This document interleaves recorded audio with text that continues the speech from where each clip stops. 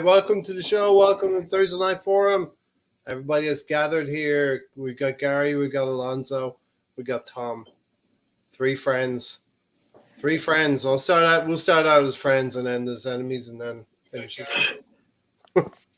Gary, how you doing? I'm Go doing on, do well. it, Gary. I'm doing well. I'm just doing it, Tom. Do it, Alonso. Well. Drink it in, man. Yeah. We're top of the league. We're top of the tree, right? Right, Gary? Yeah. We're top of the tree right now. We are top, yes. So let's enjoy it. Let us enjoy it indeed. Tom, how are you doing? You're near the top of the tree down there. We're just below the star. Leeds. You're saving the best for the run in, right? What's going on in Leeds and you've got Ipswich coming up, Tom? Got Ipswich on Saturday, my time, Saturday lunchtime. Your time would obviously be a lot earlier. We have to win, quite frankly. Sure. Yeah. 10-point gap.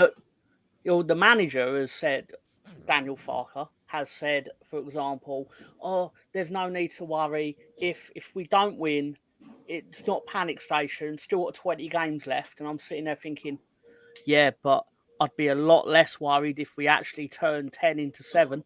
Yes. Pivotal game. It's a pivotal game indeed. Ipswich. Is it at Ellen Road, Tom? It is. Okay, you got a chance. You got a chance to turn a 10-point gap and narrow it down to 7 and see what happens. We played them at their place. Already? Yeah. We stuck 4 goals on them. Was that the 4-all draw or did you win? 4-3. You won 4-3. Okay. So you have a chance to do the double over Ipswich, who are ahead 10 points ahead of you. Good. We'll be rooting for Leeds Saturday morning. Stefan might disagree with that, but we'll see what happens. No one cares what Stefan thinks.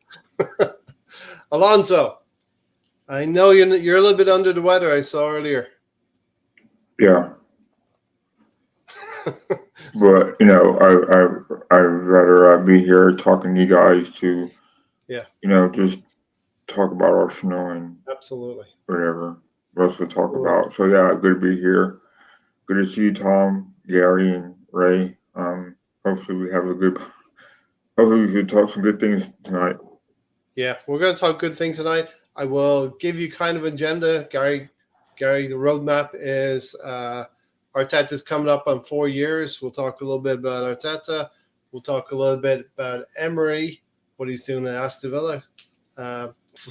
1 year out of the 5 years that we've been doing this podcast, Unai Emery was the manager. And we'll talk about Liverpool. And are the plastic clubs degrading? It seems to be a little bit more of a traditional look to the Premier League table right now with Liverpool, Arsenal up there, and Aston Villa. So things like that. Gary, how are you feeling? How are you feeling about a pivotal day weekend coming up? Just another test. This one might feel a little bit bigger than the other ones, but it's just another test. Yeah. It's I wanted to come into this match, as I said, undefeated, but didn't do that. So now we have to overcome and at least make up for not coming in with on a winning streak. So 3 points is what we need to be trying to get. We should be trying for that. Yeah, exactly. And Tom, a little bit of a parallel with Leeds and Ipswich. If you cannot win the game, then don't lose the game, right? Oh no, we need to win. Points no good to me. I feel the same way for Arsenal because and Gary, we've been talking about this after 4 years. Generally, a coach comes through and makes a big breakthrough after 3 or 4 years in the job, and it's time for Arteta to start doing something like that this season. Yes.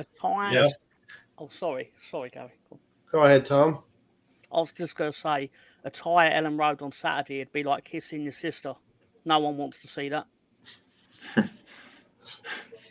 No one wants to see that. Good evening, Reddy. Hope you're all well. Hope you're enjoying the Christmas season, the holiday season for everyone. Our Aston test final here this weekend. Cannot wait for Saturday, and they're gonna make us wait till like lunchtime here Saturday evening. Yeah, Biggs Okay. already. Yes, fellow scoundrels, indeed. We're at the beginning of this festive period right now, and hopefully we're smiling this weekend, all four of us. Yeah. Gary, please turn the boiler on. You know what? My house is a little weird. We actually put in a new furnace. So we got a new one. Upstairs, I can wear shorts. Downstairs, just a little bit cooler. It's like a 5 to 10 degree difference. So the house is old. So well, it's some people like it hot and some people like it cold, Gary. Yeah. You know. Downstairs we always had blankets anyway, so there's blankets down there to keep me warm. I usually wear my hoodie upstairs most of it sometimes. So if it's not too once it gets really hot, then no. But now we got the furnace on. I can tell because my gas bill went up almost 10 times. Which is crazy. I was like looking at one of my old bills and my current bill, and it's like 10 times difference. Tenfold. But that's cheaper than the oil. Let's just say that. Epic panel of this show. Look, we've got the legends here, right? We are in the house, With right? the legends, Mr. Tom. There you go, Mr. Tom. Good job. You achieved that status, I've Mr. got a Tom. story. I've got a story about Ray asking me. I got the message. Like for a start, this is how you know this is an top tier operation, right? Because right, I got full professionalism. It went. I'm formally inviting you onto the Arsenal fan circle. I got formally invited, Gary. Formally invited. Damn, I don't know if I got formally invited. Right. You know what? Things have changed since I've joined. I mean, the quality of service has gotten better. Old English style invitation, right? Yeah. Formally invited. Yeah. You know? Oh no, not a knock. Genuinely appreciated it. However, right, my actual reaction to it was, did you mean to send this to someone else? And you actually typed that. You did type that as well. And you thought about it and you sent it. Yeah, he does that. It doesn't matter. It was my honest fault. So I was no filters. Yeah, I was did I stutter? No, but to be fair, right, I was very polite alongside it. I was like, I'll be honoured to accept your invitation. Like, you've made it now. Even if you have sent it to me by mistake, you can't, no take-backs, all right? Yeah. No take-backs. If you're invited to the White House or if you're invited to number 10, you know? Yeah. To see the Queen or something like that. The King 78 no's being invited to the White House and 1 yes is a yes. So Yep. Hold that, Tom. Hold that. Things, though. That does not apply to other things. Hold that. All right. Let's get this one out of the way real quick, Alonso. Villa will be top this time tomorrow. I've picked Sheffield United for the upset. That's my pick. Well, I hope they did win because people still think that this Villa team's a one-trick pony. They got good players on that team, and Emery's got them playing very well at the moment, and they beat us. So it says something about which direction they're going. It seems like people don't think they're going to last this long. I think I give them at least by February. You could tell what kind of team they have. Still, I'm not worried about Villa. I'm more concerned about Arsenal and moving forward. It's always a tricky game in the NFL. We've had some good games there, had some bad games there. We had some amazing draws there back in 2009, I believe. It was when Arch Kevin scored had 4 goals. That team was kind of interesting because it was on its way up as a team, as a squad, right? So, that team had a lot of things going for them, and I think they still finished 4th. But I'm hoping for the best at Anfield. It's always a tough place to play, like I said. I'm looking forward. Well, I'm actually working, but I'm hoping to keep a good watch on the results. And see if and hopefully we come out with the win. In order to have these type of wins, we have to learn how to play them away too. And that will say a lot about the way this club is going as well. So, we'll see what happens. I'm Mhm. kind of Yeah. confident moving forward, but we'll see. We'll see. I mean, Yeah.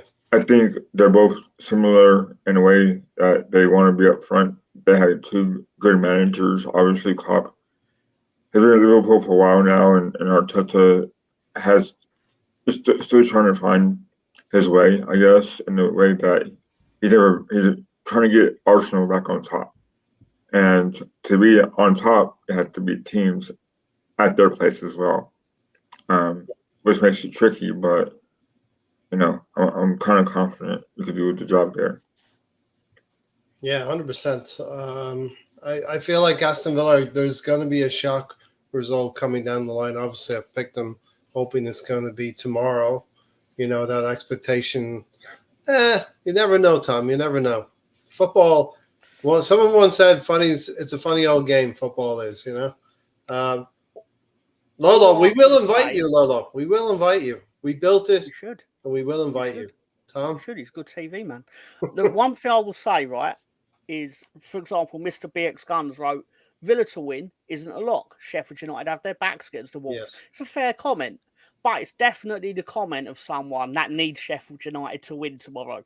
Because if it was Man City versus Sheffield United and you didn't support Arsenal, you wouldn't be sitting there going, it's not a lock. Sheffield United have their back against the Wolves. You'd be going, nah, Haaland's going to tear them a new arsehole. It's exactly what you'd say. So top against bottom, or it's not literally, you know what I mean? It's Well, practically. Tom. Football is always about what your team is doing, and then the flip side is hoping you get that result going your way, hoping the inevitable or the what you fear won't happen does happen. I'll let you in on the secret, Ray. Sure. I don't like football. I don't like football. You hate football sometimes. I hate football. It's the worst sport. Maybe we're on that track, Gary. Are we on that track for hating football? Do the referees make us dislike football? No, we still like football. Not there. We still like the game. Nobody hates the game. You might hate the officials, but no, we like the game. You was talking about if City's playing someone, then we might go guaranteed win. Well, have you looked at their last set of games? It's not being pretty. And so, what you just said, Mr. Tom, false. Not false. It's false. Not It's categorically false at all. They've won once in the last 4 games. So it's Gary, not a guaranteed lock that they will win a game. Is the aura of City still there, Gary? If Kevin De Bruyne comes back. I know about Kevin De Bruyne coming back. I just think when they get when they start get things clicking. But they're not out of it, right? They're not out of it yet. No. Even though they're not playing well, and we've got. It's the same could be. The one thing about this is that last season we were rolling, right? Yeah. This season we're not rolling, but we're still sitting in similar positions in the table. So everybody could improve. So does it change? It may not change at all, but it may. They have experience, but we've had experience having a good run in the season. So you can use that if you want. But I think we expect them to turn it on at some point. But that's not guaranteed 100%. Yeah. No, like you said, and we put this stat up on the last show, Gary. You said we were rolling last season, first 16 games, 43 points. The rest of the 22 games last season, 41 points. So we actually gained more points in the first 16 games than the last 22. And as you know, Gary, we need a little bit more of an even sizzle this season, and even or we just don't want a significant drop. Yeah, that's what we you can. I mean, it's like if you watch somebody in a race on a track or in a pool or whatever, they go a lot faster and they come home a little bit slower. Doesn't mean that they lose the race. I know. All depends on that final leg, though, right, Tom? You got to hold on tight, though. You just can't let it slip. You can't let your form dip. That's the key to all of this. Yeah. If your form drops considerably, you will lose the race. So, what's up, Tom? That's actually very similar to each other, though, because what that doesn't tell you is that in the first 16 games of last season, I suspect you did not play Manchester City, let alone beat them. Whereas in this 16 games, you did beat them. Therefore, although you're 7 points worse off, they haven't got the 6-point swing that would come from them beating you.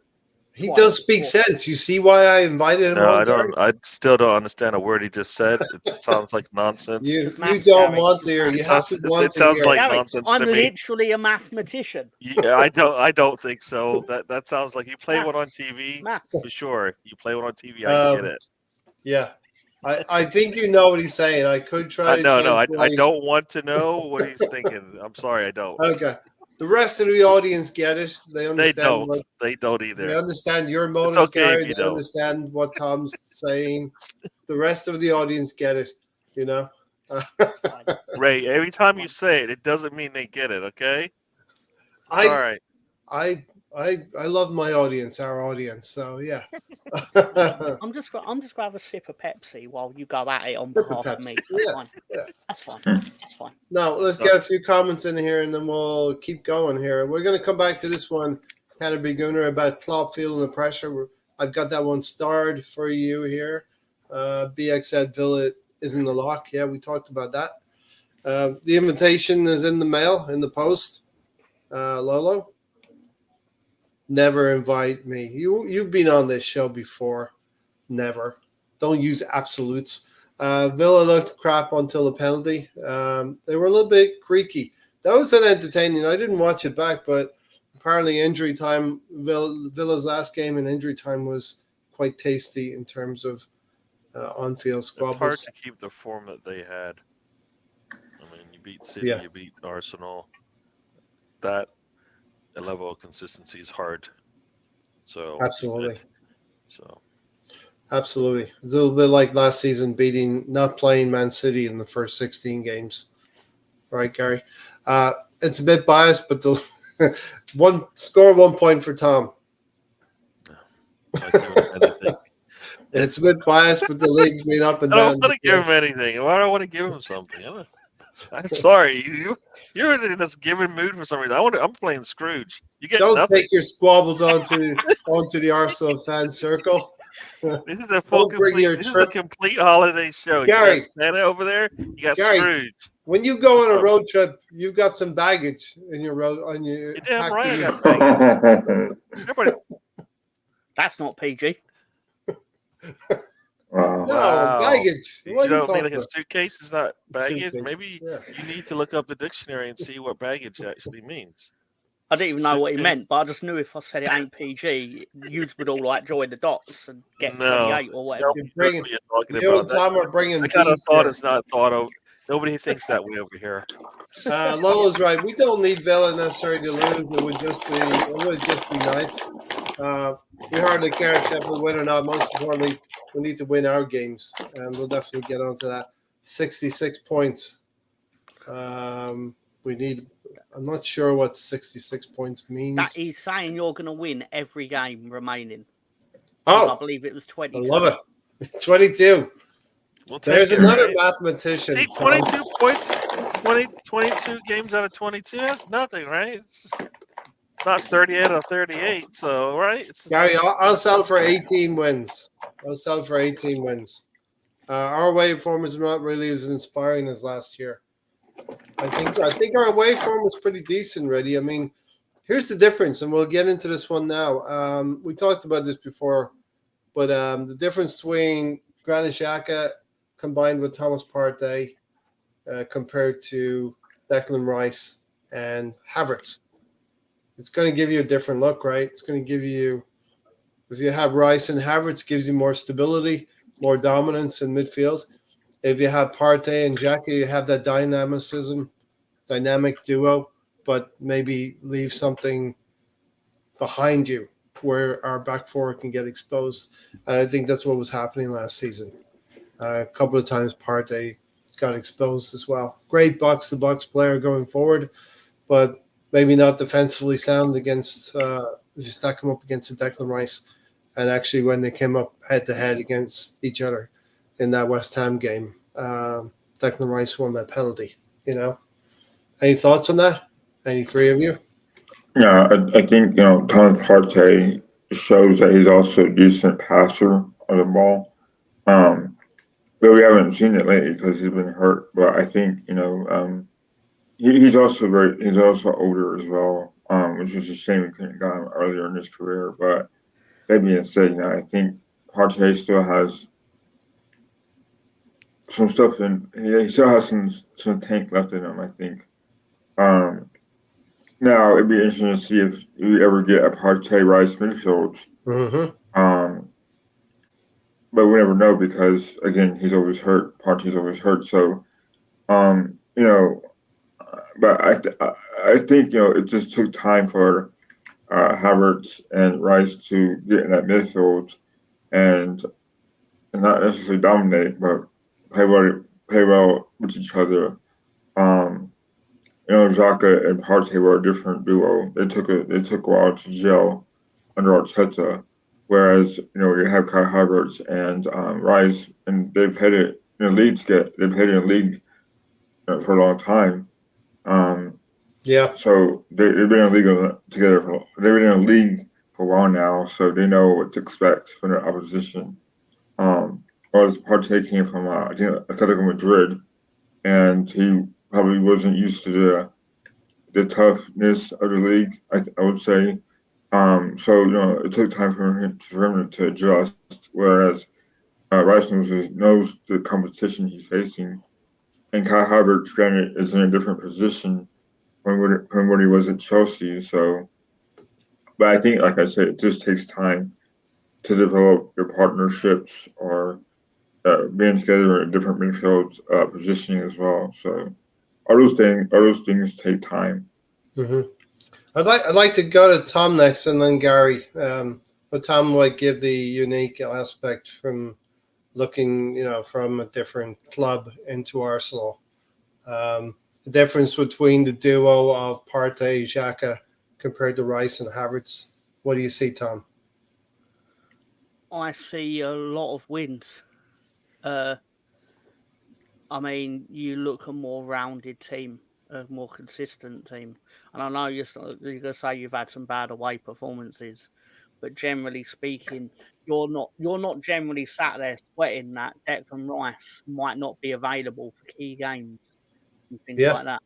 Yeah. He's going to play. He's going to be available. Mm-hmm. For example, and he should be. You paid what is it, 105 million? Something 105. like that. Yep. Yeah, fine. But and I know obviously it was like less than half of that, or slightly, however you word it. You didn't pay 105 for Thomas Partey, but at the time you bought him, you probably thought you were going to get more than you did. Yeah, he hasn't played as many games. That's a huge comparison. The availability to be able to be on the field. We can rely on Declan Rice. Even last weekend we heard rumors about him being sick, had an illness. He was still able to make it on the field. Go to Gary with the same thing. What do you think, Gary? I mean, Tom did bring another point. Their availability. Credit where credit's due. Now it's your point. Tom has got 1 point in you. It's your turn to. I just know I already won. I'm standing right here, so I win. It doesn't matter what Mr. Tom says. No, I was you were talking about a lot before I came on, but I'll get to the player comparisons. But away, we are really good away team, even though our record doesn't show that. The reason why our record isn't that good on the road is because our scoring is way efficiency. Down. Yeah. So we're not clinical enough, and that hurts us. But defensively, if you look at people, nobody's us typically on a road when we go away. We've got like half of our games are clean sheets. So basically, if you score, you might have a chance to win, but most teams don't. So, or should I say, half the teams don't. So I think we're good on the road. We need to continue that. Our finishing needs to be better, and our creation needs to be better, and it has been. So we need to do that again, and a solid defense will do that. Now, as you said, this time around we've got. I don't even know if they played in the last time we played at Anfield. He always seems to miss some of the big games. I don't remember Who? if he played that one. Partey. Yeah. I don't believe he was available for that game. Yeah, he usually doesn't play in the big game. He usually misses those games for some reason. It's always hurt. But Rice, I actually did look at Rice in past games against Liverpool, West Ham, and that Liverpool never ran away from them. They lost 1-0. They lost 1-2 to them in terms of home and away. So he did pretty well. He did pretty well in that situation. And so if he plays the same way with our players, I would expect a different result for him. So, and he's showing he can give us a little bit more. As I said, he's that guy that gives us that, that play when it's necessary, right? I don't know, were you talking Xhaka and Havertz? Is that what you were talking about? Yeah, let's say Xhaka, Havertz, the pros and cons. Yeah, so if we're going to go with the key changes for us, Havertz is starting to get starting to contribute on the offensive side. I mean, suppose his defensive stats are pretty good. I really don't want him. I hate when I keep talking about his defense because for me that's like a yellow waiting to happen. So I'd rather us just be talking about his offense a little bit more. But he does have the most yellows in our team, yellow cards. Yeah, and that's my problem. That's my concern with him. I'm glad he did not pick up another yellow and miss this game because of it. So not that I want to pick one up in this game. The one against Emi Martinez, love that one where he just ran right into him. You know what I mean? I just think he takes yellows when he's a little bit reckless for me. Mm-hmm.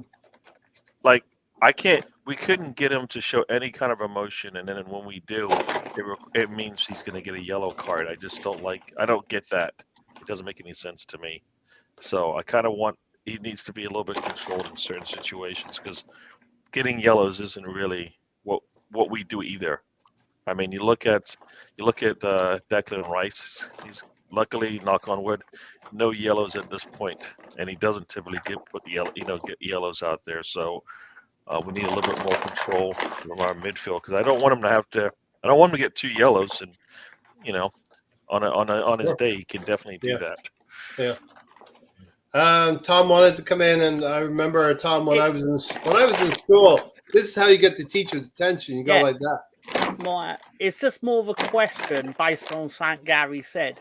Mm-hmm. When does the yellow card amnesty occur? Like halfway through. Got more games. So 2 more games. Yeah. So he's got to survive 2 games. Survive Anfield, not likely, But survive, get through the Anfield game, then you have West Ham at home, and that's should be easier. You know what I mean? Really, kind of in the cold light of day. You're correct. We were poor against Chelsea. We were rewoken by Rice on that day. Salvaged a point we didn't deserve, really. Newcastle, we all know what happened in Newcastle. We really should have gotten a draw at Newcastle, and we should have beaten Villa, or at least through the game, if we were more efficient in front of goal. So those are the 3 away hoodoos. If you want to think negatively, that's the way to go. But if you want to think positively, think the way Gary was saying, we've been pretty decent away from home going to these tough grounds. It's not easy to win away from home in the Premier League. That's why. Funny you say that, Ray. Why? You've not won at Anfield in the Premier League for 10 years. That's true. And that's something we need to fix and rectify on Saturday. And 4 years as a coach, you need to start making these marks in the territory of opposing teams and the opposition. Well, think about it. Arsenal in the last couple of years has tried and failed, but then turned it around the next season. So last season, right, on the road in Anfield, took a 2-0 lead, wasn't able to see it through. So we know that it can be, we can't play for 45 minutes. You got to play for 90. You got to play for 90. You got to play. Well, I don't know when we got the second goal, but you got to play for a lot. You got to play through the 90 minutes, right? Teams do not just It's 40, turn after over. 40 minutes. We were It's 2-0 up after interesting. 40 minutes. Yeah. It's interesting. Okay. I was going to say it's interesting how in the 10 games you've not won at Anfield, 5 of them you were winning, Interesting. including last year. The Yeah. 2-0. This is the first time with Arteta, but he usually, I believe, he's taken that experience and usually built on it, right? He had never beaten City in the Premier League, I believe, until this season. Yep. So, and last season, he showed that he has shown that he can compete. You just can't make silly mistakes, and we we didn't do that when we played them last. Not too many. They couldn't take any advantage of any mistakes, regardless of who they had playing. So, and we got the lucky break, and you take that, because if that was the other way around, nobody would say a thing. They wouldn't say, "Oh, it luckily fell off the face of one of the the defenders," right? Yeah. They would say, "Look, he put the ball on target, deflections happen, and they go in," right? But Arsenal doesn't, and it's totally different, right? I get it, but it's the media, right? That's a media thing. Let's get through a few comments here, because Anfield isn't for everyone. I get slagged off for not being able to keep up in the comment section by certain people who are usually in the that chat certain box. person is me. It's me. I say it. Wait. I'm glad you said it before you were getting pointed out. So we've been accused of becoming a slag, right? Yeah. By a certain individual. There are times that I actually managed to bake bread from scratch after I put a comment in there, and just as that bread was rising and came out, then Ray went, "Let's look in the comments," and Mr. Tom said some nonsense. I knew. And the thing is, at the time that I wrote it, that nonsense made sense. I knew you were breaking minutes bread. later, of course you don't know what I'm saying or why I'm saying it. I will say, Tom, it doesn't matter, Mr. Tom. You are the best. 45 seconds or 45 minutes. But Tom, you are the best at that delayed conversation. Yeah, you are. You get it, Tom. You get it. I thought that was Tony that was the king of that. No, Tony's the king of other things, but Tom's got that one on all by himself. Okay, but for the first time in many years, we're going to go to Anfield with something different on our Armory, Rice, and Saliba. Got the 1-1 draw, Moss did, as the correct score. I was hoping Crystal Palace would hold out, but Welbeck got a good goal there. Happy Christmas to everybody in the chat bar. In the chat room still as well. playing football. Yeah. Yes. He is. He's still doing it. I heard Liverpool channel YouTubers last couple of days saying they're scared us a little and wish so much they had Odegaard. Weird, our fan base in England badmouth him so much. Odegaard, yeah. And Liverpool, look, they are a little bit fearful of Arsenal. And I would go even a little bit further and say Jurgen Klopp is trying to bring the home crowd into things on Saturday, which, Liverpool will always have that crowd and they will always get into it. I will talk about that a little bit more. There's definitely some sound bites on that one. I've never heard anyone badmouth Odegaard, at least not in this country. I do it all the time, really. Just got to get my glasses, Stefan. Our spine will be too much. Liverpool's only chance is on the wings. We'll get into that as well. Liverpool take lots of shots and goal from outside the box. The most after us rise in for some test. We need to limit that. We can't let them line up 25 yards from the box. We need a shield outside of our back four. And, Declan Rice will be doing that. Havertz will be doing that. Gary mentioned Havertz, and one thing that's shocking, we don't really always see it until you see the comps, is the defensive work that Havertz does. When you see those videos, you're like, he's got a defensive mind about him as well. He's an intelligent player. Partey soon, lads. Gary, he's got to make that 24 soon. He's only about 4 into that 24. As I told you, I don't care about the 24. Just finish off like the last 15 to 20, and we'll be all right. Yeah, we'll get to that point in the season. So, and we need him to be. He's not playing really until February, right? So it's Yeah. probably less than After 24 the for sure AFCON. by then. So Yeah. it's less now. So yeah, if we can give us 15 to 20 in the Premier League, we'll be fine because we can use him in the other if he's healthy. So Yeah. we'll see. I think we'd be happy for him to come back into the latter rounds of the Champions League, or quarterfinal, semi-final, if we can get that far. Xhaka interview, he really talked up Havertz to be a success, said Moss. Liverpool always seem to be better against decent teams. Debatable. Hey guys, just thought I would pop in and say hi. Hey Stephen, heard we won on the weekend. Good for the lads.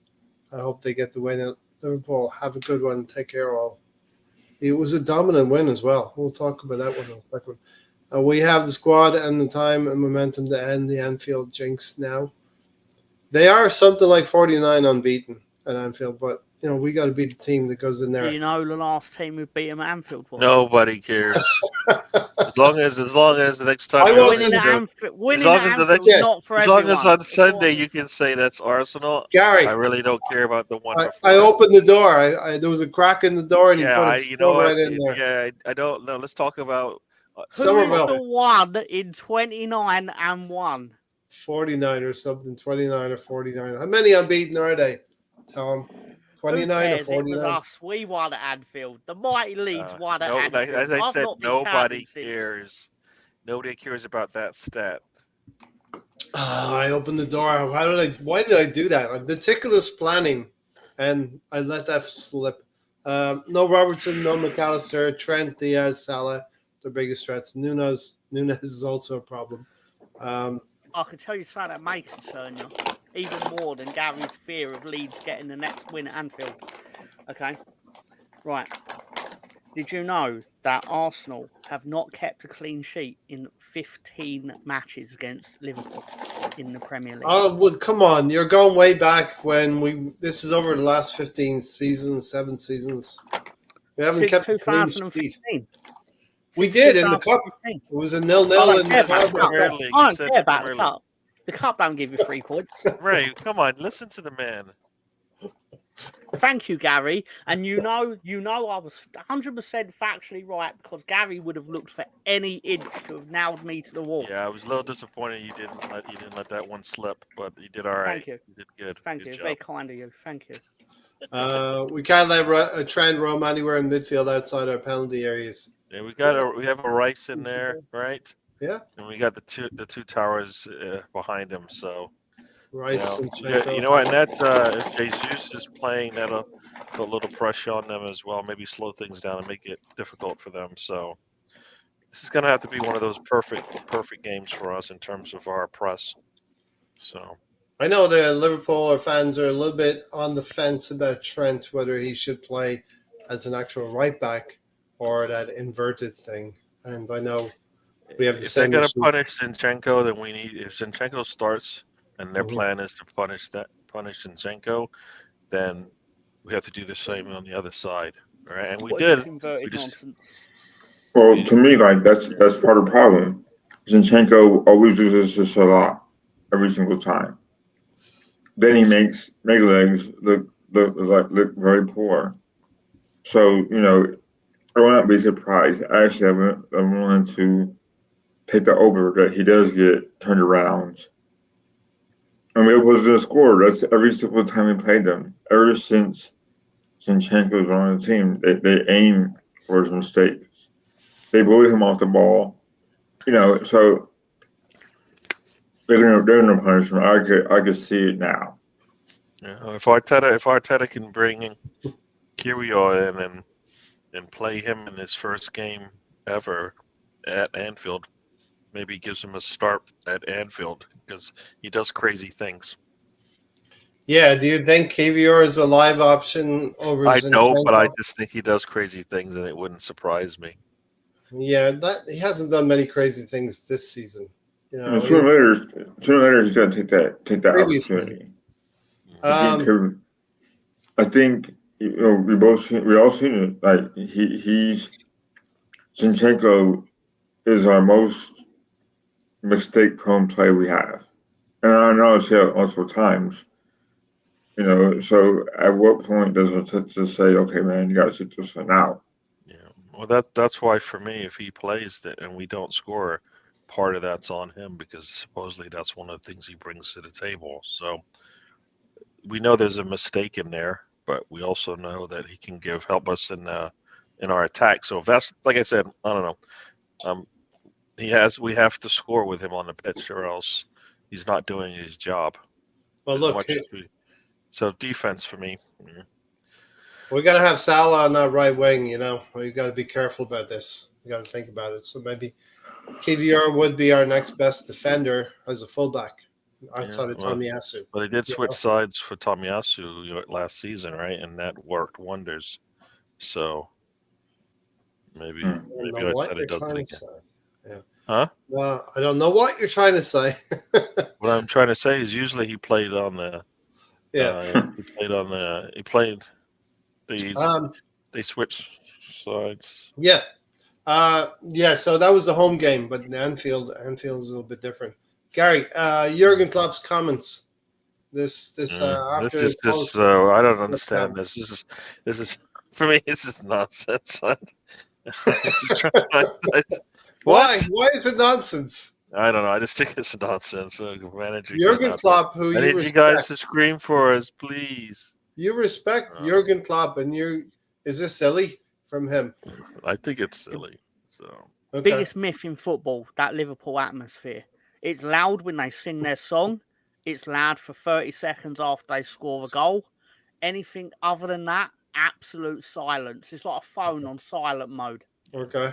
Yeah, somebody was saying Arsenal cannot do what they've done in the last 2 times that they've played where they've lost, right?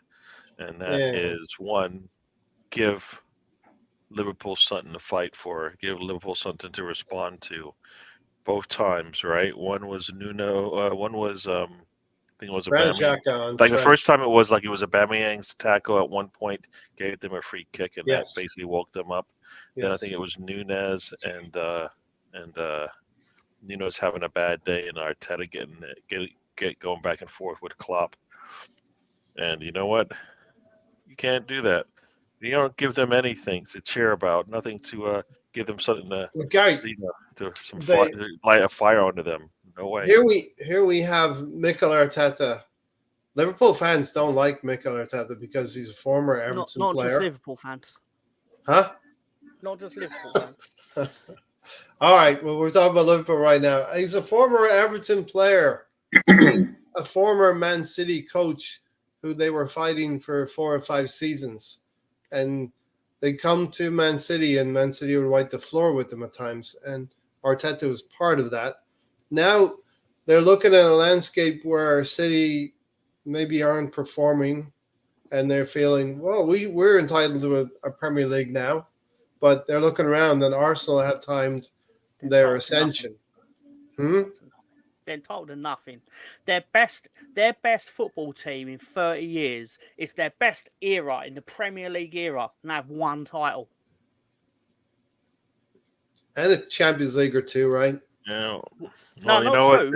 A Champions League. According to everyone, they've won recently, so that matters most. Yeah. Doesn't matter what the difference is behind.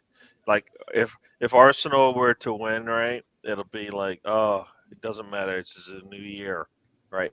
And now it'll be immediately day 1 after, right? Whereas other teams get to live on those trophies, right?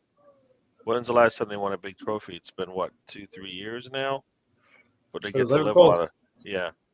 They did the cup double 2 seasons ago. Oh, I mean the big trophies, right? The ones that everybody says. 2020, 3 seasons ago. So, yeah, like I said, 2-3 years ago. So, yeah. So, they've won most recently outside of City. So, they get to carry that in. Yeah. But we need this. It needs to be our time at some point. Yeah, I just think my point being is there will be flashpoints in the game. The crowd will get into it despite what Tom has said. It will get quiet after the singing. I don't want that. I don't want to give them anything. No, but they're gonna find. I don't want to give them anything. Well, we don't play in a library. It's not a library, Gary. There's going to be. I want it to be a library. I Scrooge. want it to be. Yes, they get nothing and they like it. Our defense is good enough he's to Willy do that. Wonka there. Yeah, So, our defense is good enough to shut them down. What do you think about Jurgen Klopp's comments then? Is that like a little bit scared? He's a little bit scared of what Arsenal can bring on Saturday? He wants the crowd on his side, right? He wants a loud crowd. It feels like maybe they're getting apathetic. They've been winning things. They're used to being on top, because I think once crowds get that sustained success, they don't shout as loud each and every season. He doesn't want to drop points to Arsenal 3 times in a row. Yeah. And Arsenal needs to get points in 3 times in a row. So that's that's a challenge for both teams. So right? That's what we need to do. That's why I'm saying we need to just come out. We need to go out there trying to win this thing. Be perfect on both sides. Tom, Alonso. I'll go to Alonso. Yeah, go on. No problem. Alonso, what do you think about Jurgen Klopp's plea for the crowd to be there? Nobody's going to hand their ticket over to someone else more able to sing than them. Well, she said like that old saying, "Never walk alone," right? Yeah, I mean, Jurgen Klopp. I remember a while back that there were some people that from Arsenal fans that wanted Jurgen Klopp to be Arsenal's next manager because he was so good at Dortmund. But yeah, I think there's a rivalry there with Arteta. Obviously, I think he sees Arteta as a up-and-coming coach trying to overtake his throne as maybe the best manager in Premier League. So I think there's some animosity there. I think Arteta has rubbed Klopp the wrong way because of how I guess Klopp celebrates whenever his team scores a goal. They I think rubbed Arteta the wrong way. So I think there's a little bit of rivalry there. Of course, like you said, right, I think Arteta being a former Everton player. Of course, he had his best years at Arsenal, but with that said, I think whenever you put all those things in, I think it's still a good rivalry. I think us Arsenal fans kind of don't like Klopp because I think he's taken the route of I'm gonna go coach Liverpool and get them a title, where Arteta had to work his way up to get that job, I guess. And so there's a lot of similarities as well. It took time for Arteta to get the team he wanted, and he's had a little bit of success with the FA Cup, and then coming in second last year to an Arsenal team that should have won the league, obviously, but that's in the past now. But I think Arteta uses that as motivation, and you see Klopp winning the trophy. I guess it was 4 years after he got hired, I believe. Mm-hmm. Is that correct? Yeah. So there's fourth season. Okay, there's a lot of similarities there as well. So yeah, I think that it's a making of a what I could do better kind of thing. I'm the new guy on the block kind of thing too with Get on the block, exactly. Arteta. So I think Arteta's still trying to find his identity, even though he's been like 3.5 years, going on 4 now. So I think there's a lot still to this rivalry, I guess. Yeah, it's looking forward to a good game. I think Tom wanted to jump in about something about Everton. It's massive nonsense, but I'm going to love it. So if you love it, it's a bonus. But I don't really care if you love it. But anyway. God help us. There's a certain team that was the last time that won at Anfield, right? And they're going to go unnamed for the purpose of this. But my favourite part of that was, I reckon there was like little kids who basically were like, "Daddy, can we go to my first football match this weekend against Leeds at Anfield?" And Dad was like, "You know what? The tickets are probably going to be a bit cheaper because it's probably a lower category club compared to the big 6. So, yeah, we're going to have a nice, easy home win, and you're going to get your first taste of Liverpool Football Club with a nice, easy win over Leeds United. And then we turned up and played the match. And then those kids were like, Daddy, why did we lose? Why did you take me to a football match that we lost? And I'm sat there like, you losers. Anyway, sorry. And that's a little clue about how Tom's Fuck brain. those kids. Tom's Fuck those mind Liverpool works, kids. you know. Yeah, no, I'm sure that happened. You know, this Leeds were conceding 5-6 goals a game, and this wasn't meant to happen, Daddy, at Anfield in the 85th minute with Daddy, Bamford. Somerville, and why has he ruined my dreams? And Bamford, don't forget Bamford. He's key to we this. only scored because Bamford failed to Control the the ball. ball. Not across the ball. He tried to control it. It hit his shin and bounced to Somerville, who then... We were there, then Tom. We remember. Yeah. We were there. Yeah. We heard your story. Your regalia. Is he bringing up history again? Sounds like one of the guys used to have. He's Tony would come onto the show. Forget Tony his name. 2.0. Yeah, just bringing up all this past nonsense. Will it be a statement win to the league, a draw, and Villa top the Premier League at Christmas, or a loss at Anfield? Who knows, Moss? We don't know who's going to be top at Christmas. We'd like to be top, but it doesn't really matter in the grand scheme of things. Because we do want Arsenal to win, though, right? Fergie, Scottish, not so sure. BX and King Kenny won. Blackburn, but he is Scottish too. Okay. So, Gary, last Sunday, a dominant Arsenal. That was a dominant display against Brighton. Yep. And we had a week's rest. Yeah, I mean the score is a lot closer than it should have been. I mean we definitely dominated that game in both halves, and just did not. I mean, I'm like looking at the stats right now. They had no shots in the first half. We had 15, and the score was 0-0. Yes. So that's where we are creating the opportunities now. We just need to put them home and finish teams off early. You know, need to be able to score in both halves. That's a challenge for the team now. Can we score in both halves? You know, we're going to need to do that to get a solid result. But yeah, that game we played pretty well. It didn't seem like they were going to get too much from us unless, you know, they had their chances, which will happen. Gross almost got a shot past, you know, in there, but otherwise they were pretty quiet for most of the game. I think we need to do what did I say? We need to come out the same way this time. I mean, everybody says that Liverpool's defense will give you opportunities. We need to take that and try to get that win. Yep. Look, Tom.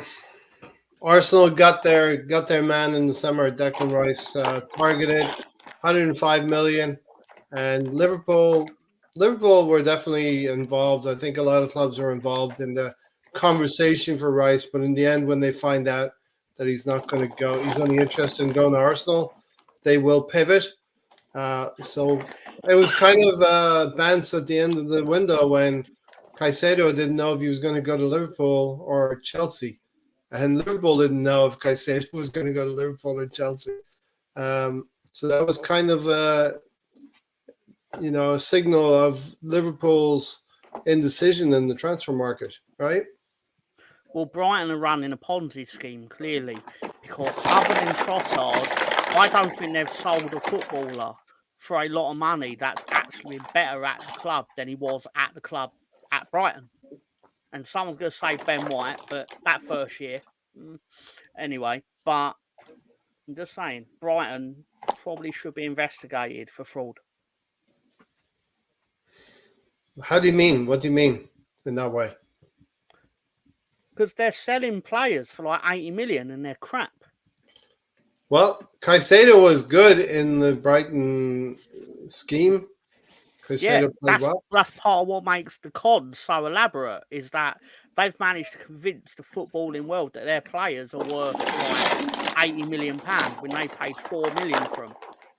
Do you And think? Chelsea keep getting pulled in by it. Do you think if Caicedo went to Liverpool that he would make Liverpool a better team? I have absolutely no idea. I don't know. If Moises Caicedo stood in front of me with his knob out, I couldn't tell you his name. Well, he doesn't have a tattoo, does he? Who gives a shit? I don't know. All right, Gary, do you think Caicedo at Liverpool would improve them this summer? I think so, because they probably wouldn't have expected 100. They wouldn't have expected everything from him. So they would be able to bet. They would have been able to bet him into the squad, right? I mean, that's the thing about when you go to a much better team, better setup. You're not going to have to sometimes show everything you've got. So no, I think it would. And they have a lot better players in the scheme around them. So yeah, no, I mean, I don't. He may not have shown what he's done at Brighton because they would have probably constrained it a little bit what he can and cannot do.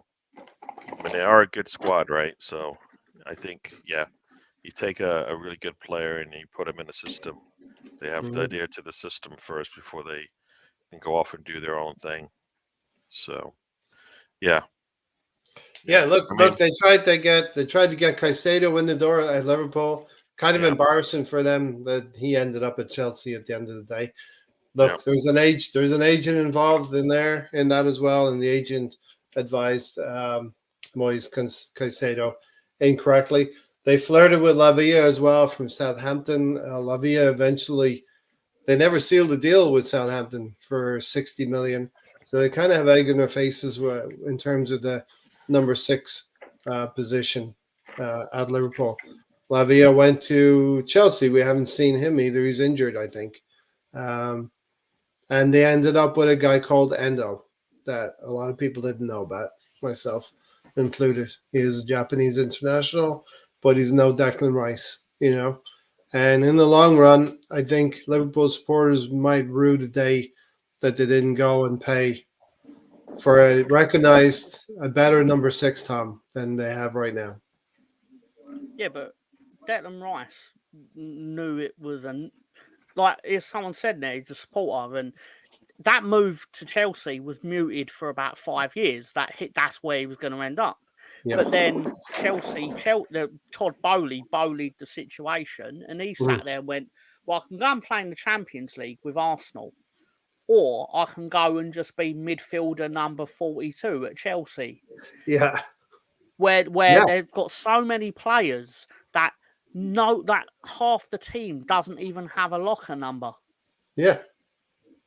That's genuinely a true thing. There are players in that team that have to change outside the changing room. in the Premier League. That's crazy. Yeah. Look, and he would be a Chelsea player right now if Chelsea had maintained their levels, if they'd been consistently in the top 4 and winning things in the last 3 or 4 years. But Arsenal, their cycle came around, Gary and Alonso, and we were able to attain Declan Rice. So Alonso, Declan Rice, Arsenal just brings us up to that level where we can now talk on a podcast with some confidence that we can go to Anfield and really challenge them at their own ground. Yeah, I think all that speculation or here's an assign other city, Chelsea or Liverpool. I'm so glad that Rice saw what we saw and thought he could make a difference. And I bring back to what you guys said earlier. I think you mentioned it, Gary, where he hasn't picked up much yellow cards at all. So he's a very smart player. He doesn't risk tackles often because he knows if he gets in trouble, then he knows that he needs to lay off a little bit. But I think he's very smart, and I don't think people talk about that enough. I think he mentioned it before in his post match um, interview where Arteta is trying to make him go up a little bit more than he was at West Ham, and so he's trying to make him a more complete midfielder. Mm-hmm. And the way Declan Rice has adapted to that is quite, to be honest with you, phenomenal. I think when we saw Rice, we looked they valued him as a defensive midfielder, right? But looking at it, he has all the attributes that we always needed in a midfielder. That's why it's kind of unfortunate that Abu Dhabi wasn't healthy enough because he had everything. He had a lot of potential. I know that they're two different players, but Declan Rice is a complete, if you want to say, defensive midfielder that we've been needing since since Abu Dhabi. So you think about how Arsenal has, I guess, failed in trying to get that kind of player. I mean, Partey was great, but he was always hurt. So to have some stability there is pretty nice as well. But I think that too. Whenever we signed Grant Xhaka, he really was never a defensive midfielder, but they tried so hard to make him into one. That's why it kind of hurt Arsenal defensively. And so, that was also, I think, not a great signing. It was good. It was, at the end of the day, it was a good signing at the end of the day because he did improve. But he was never a defensive midfielder. He was a central midfielder playing a defensive role. Where Declan Rice was brought in to become a defensive midfielder, but Arteta is making him more a complete midfielder, if that makes sense. So Yeah.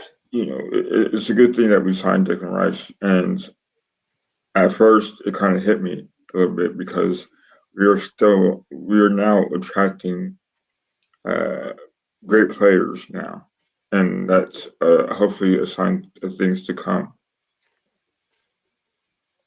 100%, 100%. Gary, there's more to Declan Rice's game as well. I mean, he's been playing the 6 and that 8 position. And you see him, even in the Brighton game, 87 minutes, driving into the box, trying to get a shot on goal and get that second goal. He's just got he's got a motor in him. He's got that energy, the power. We're going to see that after with another week's rest at Anfield as well on Saturday. Yeah, I mean, Arsenal has that song, Mikel gives us what we want. Basically, Rice gives us exactly what we want in that middle of the pitch, right? I mean, as you said, defensively, he's solid. Barely makes any mistakes there. Does take chances when it's needed.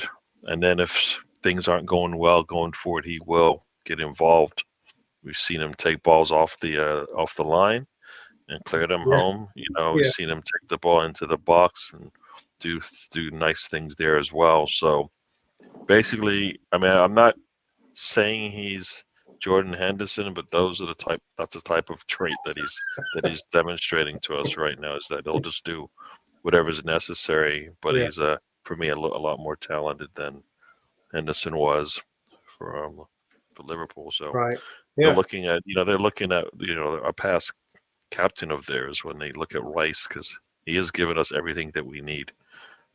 So yeah, no, I'm happy. I was, for me it was either Caicedo or Rice, and I'm happy. You were Caicedo. You were more Caicedo than Rice. Yeah, I wanted both. Personally, it's what I wanted. I wanted both. I like the talent that Caicedo had, and Rice. He was talented as well. But there's typically a bigger upside to Casado than there is to Rice, right? In terms of the potential that he had.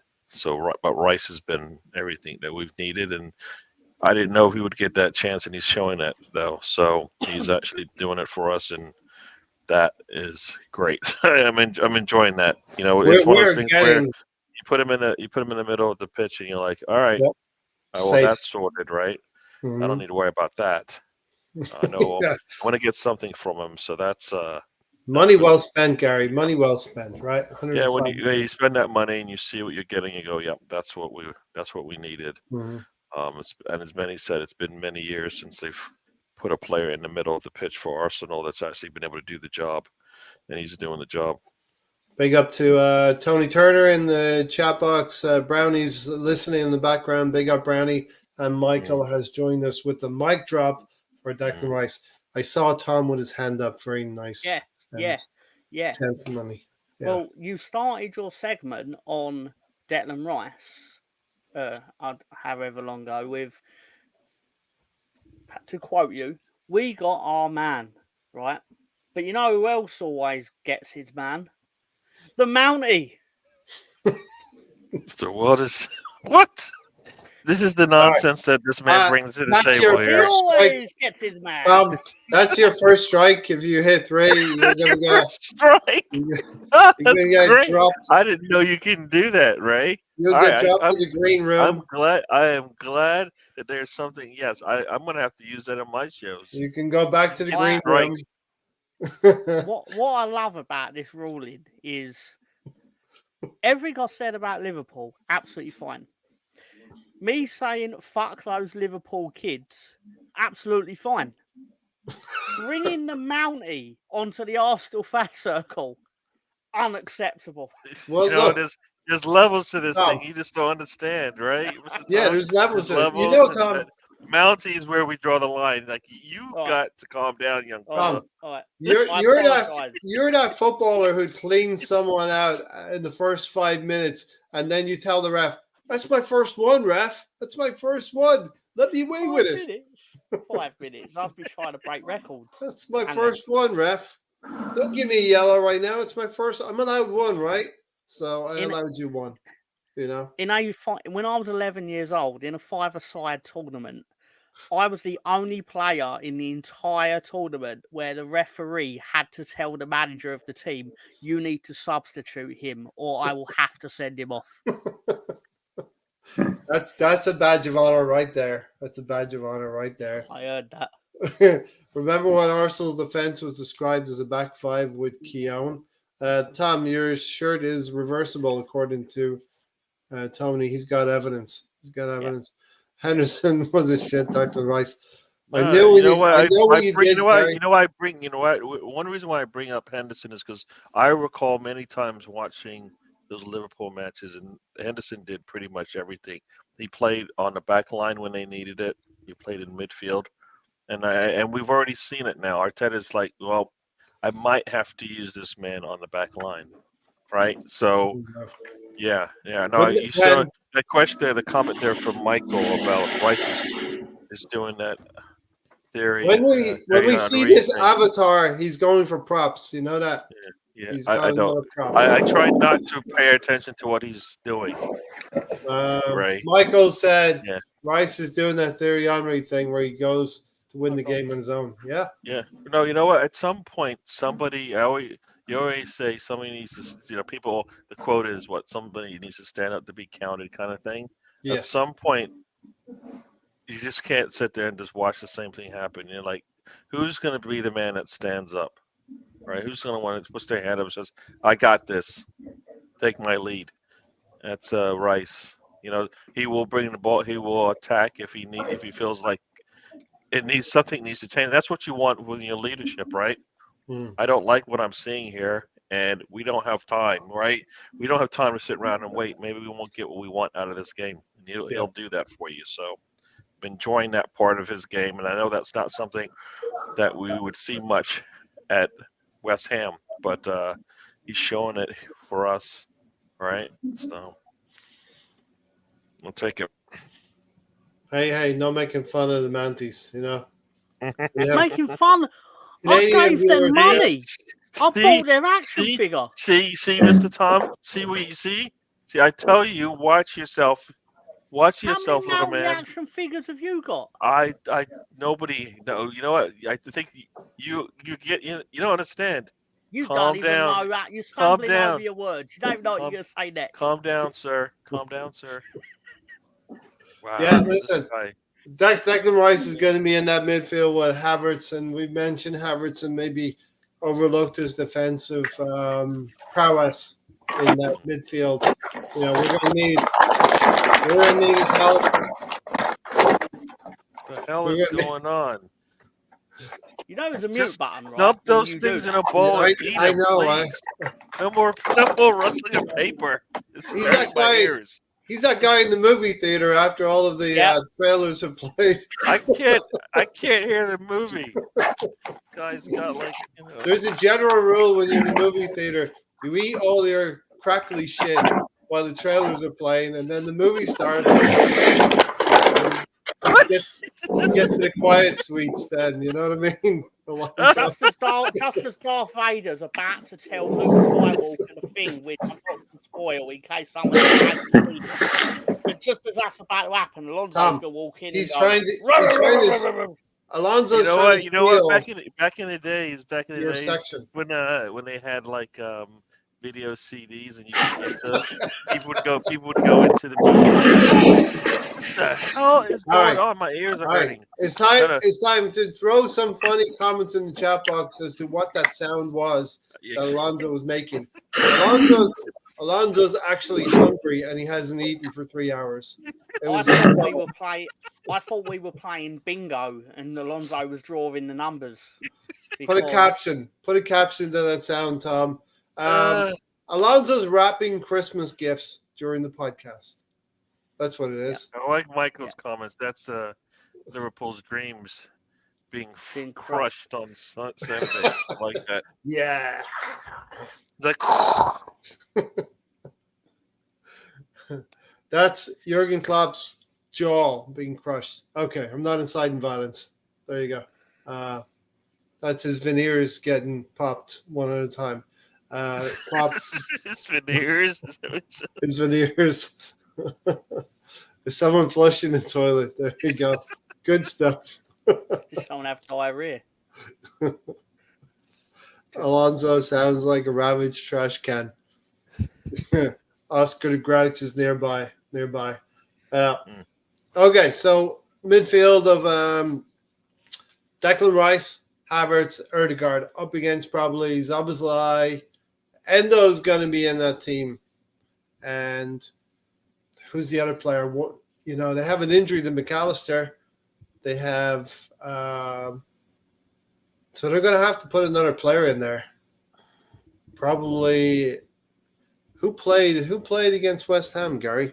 Oh, I know. Well, as far as you said, the midfield, right? Yeah, the midfield is going Szoboszlai, to be Endo, and Gravenberch.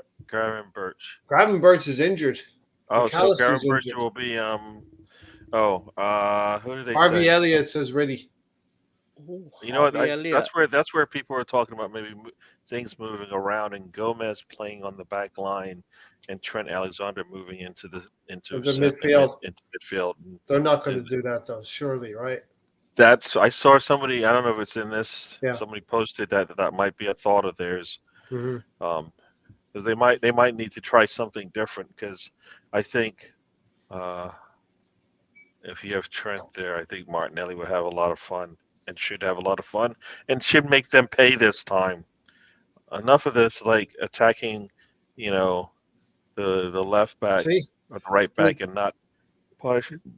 I firmly agree with Lolo here. The destination of Declan Rice may determine the destination of the Premier League title. You know, he's that good. Yep. He would. They've been asking. A lot of the fans I've listened to have been asking for a midfielder for years. Years.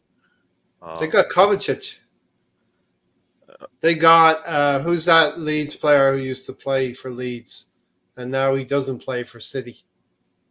Who's that guy? Oh, Calvin, who taught Declan Rice everything he knows. I hope he has not, because I And don't then like he the way retired, that Calvin Tom. guy plays. I actually feel bad for Calvin. Calvin, what's his name? Phillips. Lewis. Calvin Phillips. Calvin Phillips. Yeah. Hey, I'll defend him, right? All I'm gonna say is he can't get into what was potentially the greatest club side ever, maybe. Okay. Like the talent they have, the treble winning team, and he can't get into it. Like, so what?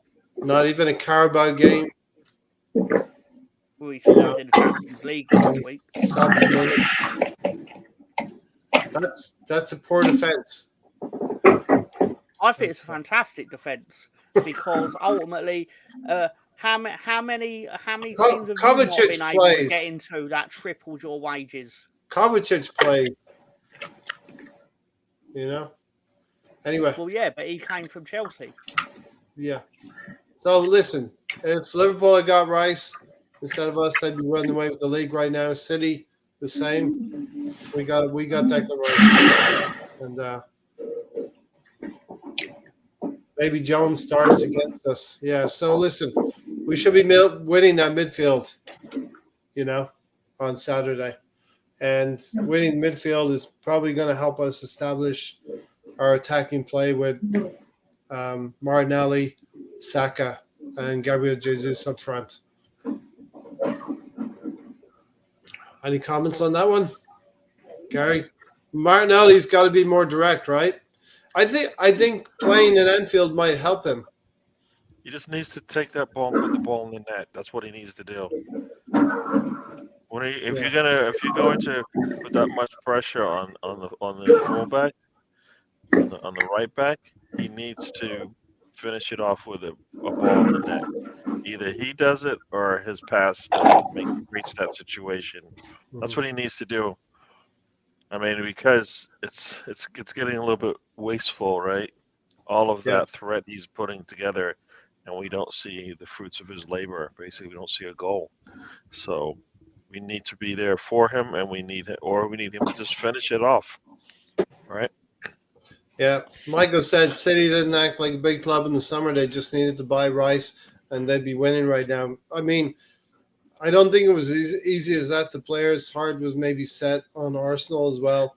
No. But the thing is, if they had got Rice and Rice is playing the same way he's playing for us, for them, it doesn't matter who. It doesn't matter if Rodri was missing. Yeah, they would have had a solid answer right in the middle of the pitch, right? I agree. But we did the work.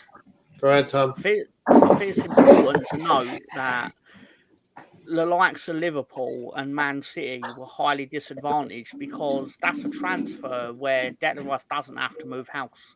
And I know that sounds really silly when we said that he's a millionaire and all this, like, and you can go live wherever you want, but it's just hassle free, isn't it? And I was just looking at his salary. You say he's a millionaire, but his salary for 1 year at Arsenal equals the last 4 at West Ham. Sure. So it's a little bit more. He is a millionaire, but damn, that makes. He would have got paid at Liverpool. He would have got paid at City. No, I'm just saying. It's a big chunk of change. Yeah. But he will still get Champions League wages and not have to organise a moving van. Yeah. Very true. And that was a big. We did talk about it during the summer when we talked about this possible transfer of Declan Rice. A big factor was geography, being in London. It was. I always thought it was going to be Chelsea because Chelsea were that team he was going to go to if they were in a position. This is a player who wants to win. He doesn't only want to get paid well; he wants to win things as well. If Russia didn't invade Ukraine, it would have been Chelsea.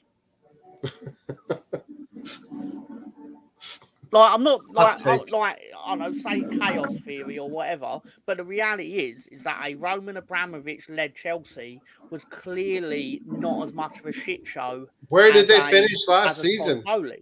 Where did they finish last season? Outside the top 7, weren't it? Because they're not in Europe. Yeah. So why would Declan Rice have been persuaded to go to Chelsea? Well, because there was changes going on. No, but those changes led to them buying loads of, in my opinion, subpar for the top quarter of the Bowley. Premier Yeah. League. Yeah. Subpar for a Yeah. lot of money, and that's the worst part of it. They're overpaying for bang average, and basically their standards have clearly dropped to the point where now a player that basically always wanted to play for them knows it weren't in his best interest to play for them. Yeah. They weren't bringing in players into a system that was to win trophies. All right. I mean, they weren't doing that. That's what they were doing before. A lot of the moves that they were making prior to this, when they were on their run, was to bring in to get a trophy and carry a trophy, and then they started to get away from that a little bit, and then it just went, and they changed. They just kind of did a right turn, did something totally different. I mean, I see, you see them. They're out there still purchasing U17 players, right? So obviously their plan isn't to win now. I know that it sounds like that plan is just to make more money, as opposed to let's try to win a trophy, right? I mean, it was a lot. I think like half of their deals or something like that are all players that probably may not ever play for Chelsea first team. There's a lot of academy players and stuff like They've that. done that for years. Do you I know, see? but now they're bringing in players for the first team that aren't at a level that can allow them to compete. Yep. So, They, so they're what you're not saying? they're not seasoned enough to just have like 11 new players go in there and then just play. They know how to play football. These guys are still learning how to play football, much Yeah. less we need to actually have some So what continuity between us. what you're saying, Gary, is that teams are building sustainably now, not trying to do things quickly. Putting stability into the teams. I probably actually think I've been thinking about this today. In the top 10, we're going to see very few managers getting fired in the top 10. I think Ten Hag won't get sacked. I think Pochettino won't get sacked. Ange probably won't get sacked because they're going to try and build. They've looked at Arsenal, they've looked at Liverpool, they've looked at City. They maybe want to do something similar there. So I think the fashion of sacking managers might go away in the top 10, especially. Moss said then they may go with Trent, midfield, and Gomez right back, scared of Martinelli. That's what you guys were talking about. Yeah. So no, I think they're gonna have to like with Gravenberch out. Like, wait, I don't know who goes in, who would go into there. You're looking at Elliott or Jones. As one of those Can I players. just confirm for everyone in chat, the London Stadium is in East London. It's 10 minutes from my house. It's in East London. West Ham play in East London. I can confirm that. Yeah. Elliott, Jones, Abslai, Endo, Chicago. Almost back to you, but yeah, they go mid injuries, All right. Not the same thing as City. If they had Kevin De Bruyne all season, they'd be running shit. Running. If like they had a running- healthy KDB, because I mean, his injuries seem to be sustained now. So, Yeah. And he's getting older, right? His injuries. I mean, the same thing with like Carl Walker, right? He's not the same player he was, right? You bring him in, he shut down a defender, right? I don't think that Carl Walker's there anymore, right?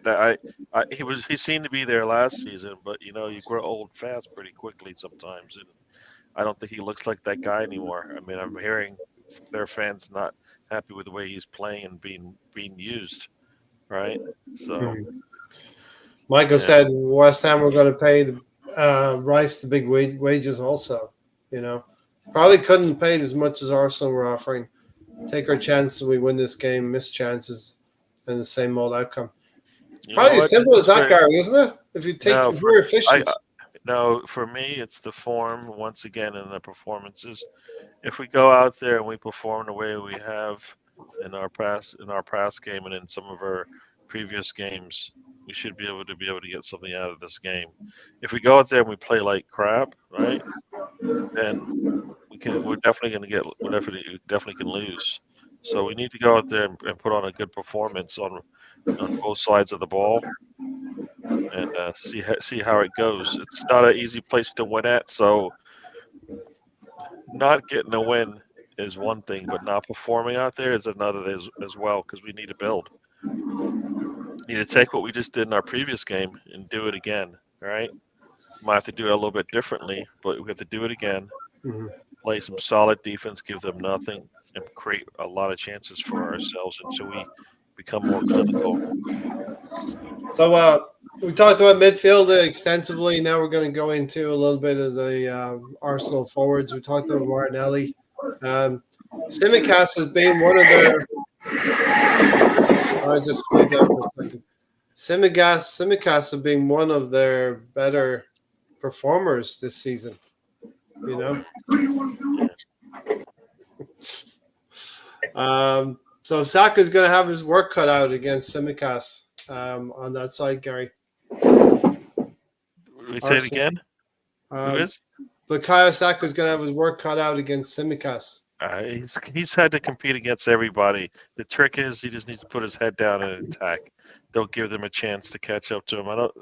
I mean, not too many people can hold him down one-on-one, right? So just let the man work. He needs to go out there and do a job, and you should see good things from him. So, you know, that's what he's gonna have to become a threat. And same as the last time he played, right? Where you're like Milner should have been punished for playing against him. He's gonna need to do the same thing once again. Gabriel Jesus is probably the key to this whole thing.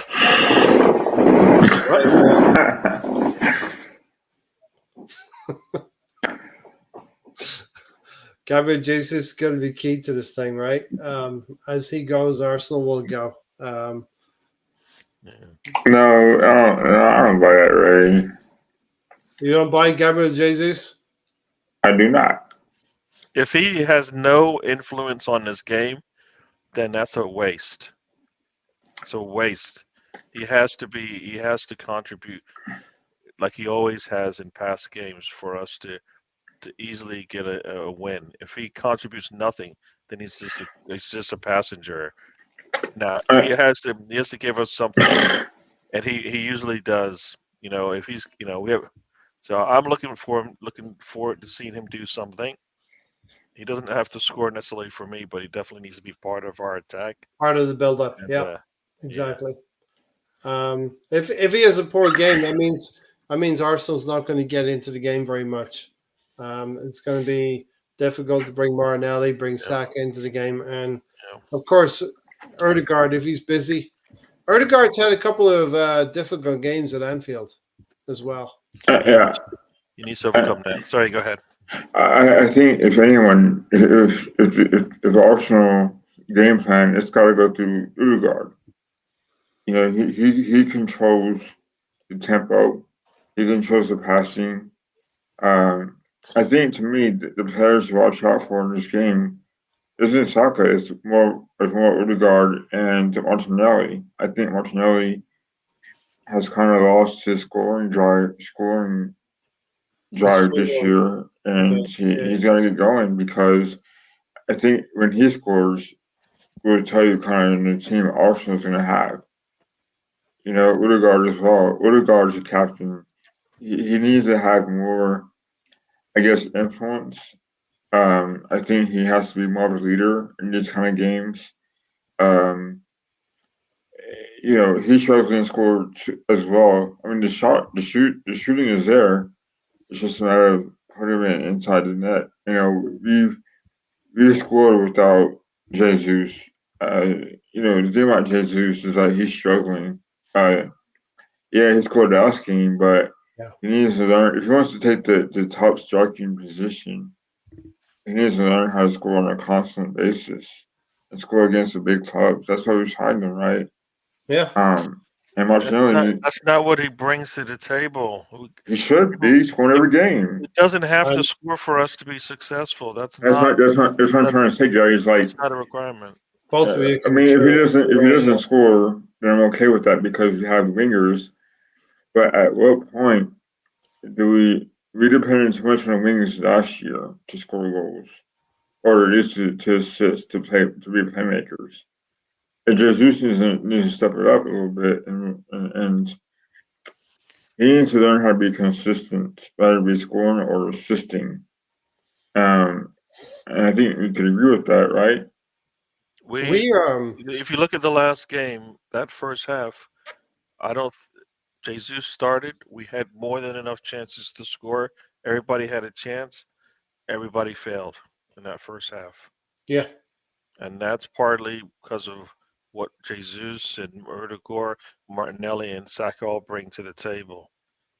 So being clinical isn't You mean on Jesus as being the yeah. reason why we're not scoring. You mean they bring And good and bad, Gary? Is that what you mean? Those four? no, the reason why we had all the opportunities is because of those five Because of their players, play. right? Okay. They're all Yeah. they're part of our attack, right? Yeah. The problem is we just need to be clinical. I don't so for me I don't it's not necessarily on Jesus, and Jesus has said he's not a scorer like that, and the man's gone out and scored in like 3 of the last 4 games. So that's Yeah. not it. You know what? That's not it. I mean, it's something where as a team, we need to be better. And as you said, Martinelli there's no way he's getting the 15 goals the way he's playing right now. But Yeah.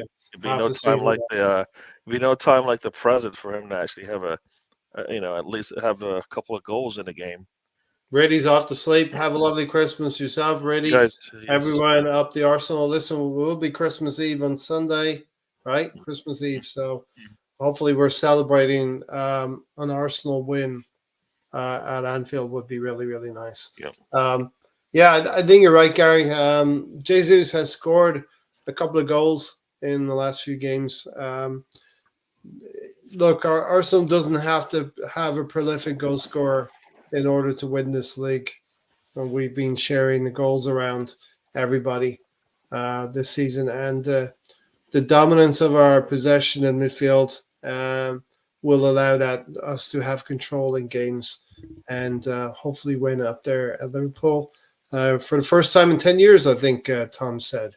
We create opportunities, just need to put them away. And I think we've done that a lot of the time.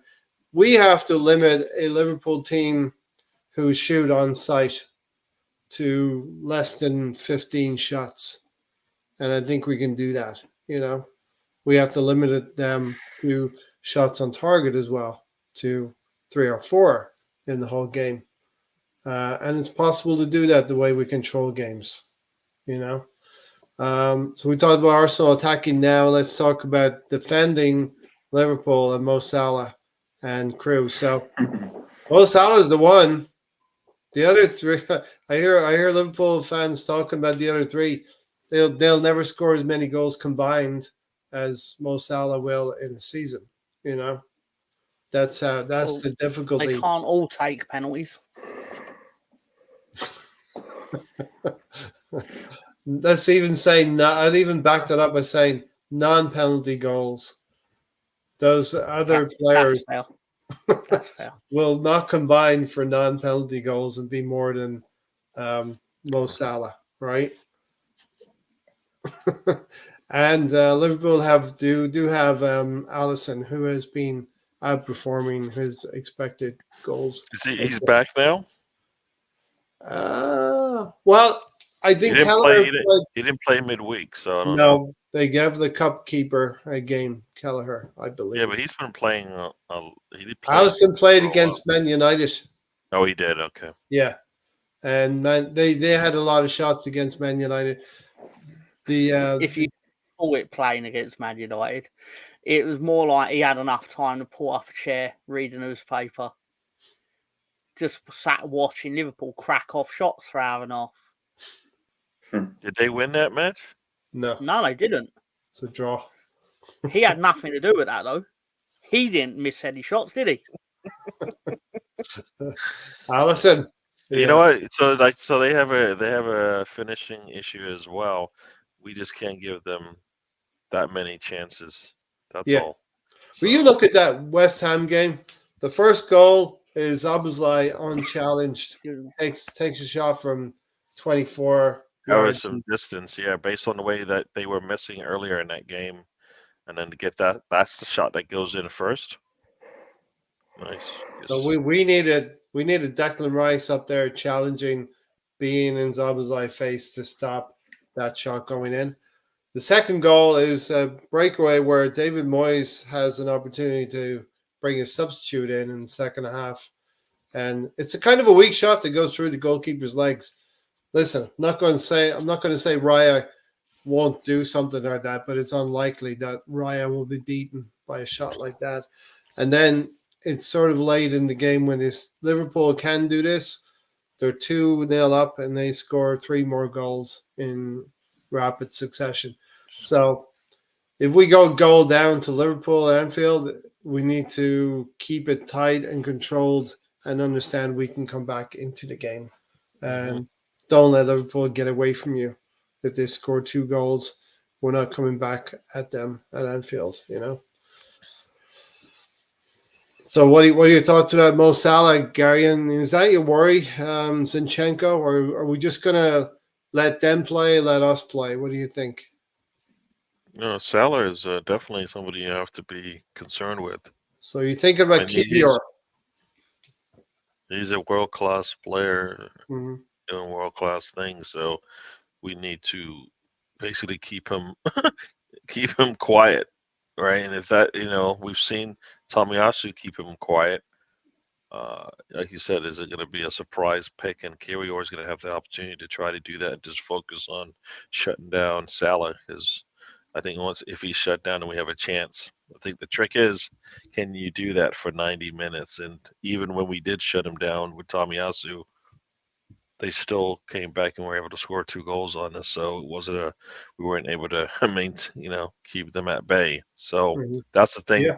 That's the difference between a world-class player and not, is that you got to play basically 90 minutes. They will come at you. That's why when Saka starts, he's most likely going to finish, because he's going to give you something if he plays. So, that's what, he does that all the time. And we're going to have to keep him quiet. And also hope when he does get that opportunity that he's just not having a good day, because they've done it as well. BX Gunner would go for Kivior for pace, and so it's going to be a little bit of a worry if we go for Zinchenko. I'll understand we're going to try and put them on the back foot by being progressive and attacking, but Alonso, I know that left back position has been a worry for you over the last few weeks and months, maybe years. Who are you going to go for in that left back position against Salah? I thought about this option as well. Make a phone call to old friends. And I think who I'm talking about, right? Make a phone call to old friends. Old friends. The owner only, Kieran Gibbs. Oh yeah. I thought we were done with Kieran Gibbs. Where is he now? Inter Miami still? He's making a comeback for this game only. No, I'm just joking. Nah, but whenever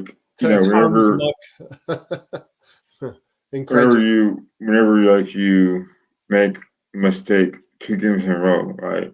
Mm-hmm. And Arteta says, man, you can't be warranted another start, right? Mm-hmm. He plays anyway, and he does okay against Brighton. And you wonder, right, if Arteta learn from his mistakes in the past by starting Zinchenko in these games, in these bigger games, knowing that he's been kind of unfocused at the task at hand.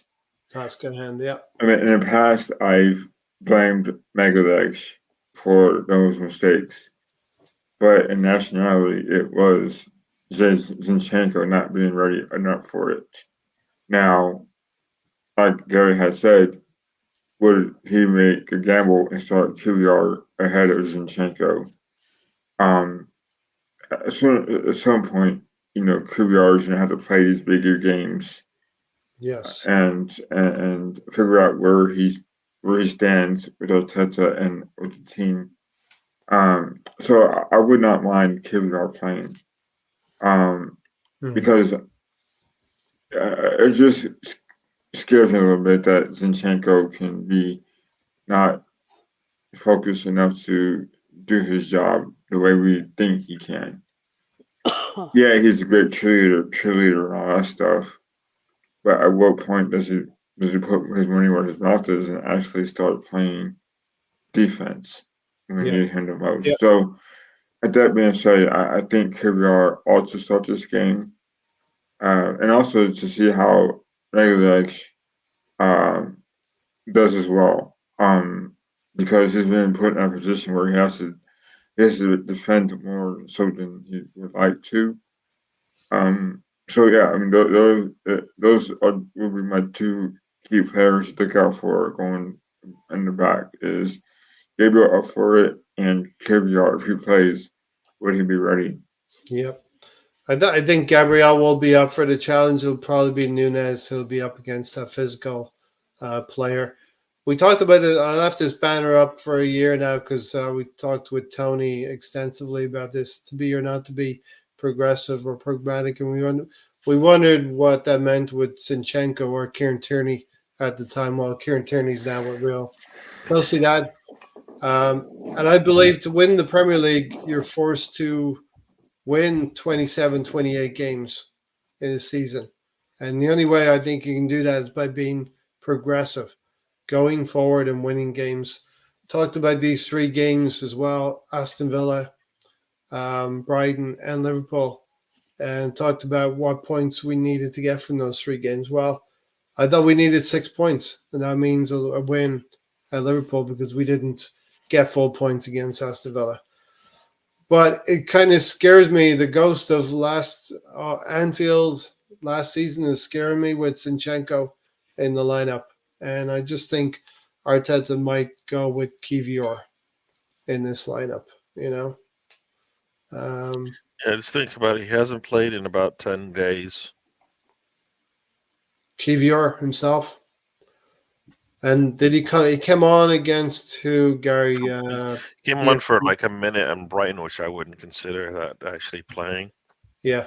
So he hasn't really been playing enough to be. And he played against earmarked. PSV. Yeah. And he played against, before that he did play against Luton. So I guess it's going to be Zinchenko then, and we take our chances there, you know.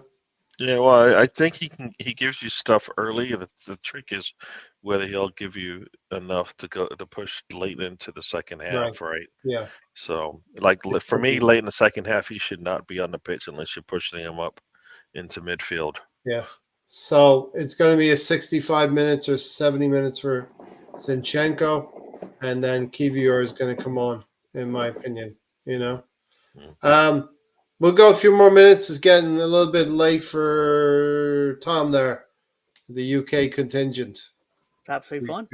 You good? Yeah. So, Gary, what's your final thoughts on the game there? Anything else to mention? The Liverpool fans are complaining about Diaz and Nunez and Jota. They're not scoring enough goals. That Salah's there. I think they are worried. And I think we might have actually a Liverpool fan in the chat box. Perfect timing. I think Liverpool's worried about this Arsenal team coming to Anfield. Jurgen Klopp has broken the glass and pressed the emergency button. He wants the crowd to be involved on Saturday. It's going to be noisy for the early stages, at least, Tom. But Nigel said, absolutely no way you guys are winning against us. Sorry, but it ain't happening. Yeah, no, but the history shows that it probably won't happen. But we did give them a scare, so we can show that we do have enough to get something in this game if we continue to play. And both teams, even though they are struggling to score, are still sitting in the top four, of scoring. No, you're not worried, but your manager is talking about getting the crowd revved up for it. So Your manager's worried. Manager, sorry, not coach, but manager. So yeah, They so I should be think worried. you know what? This is going to be a really good game.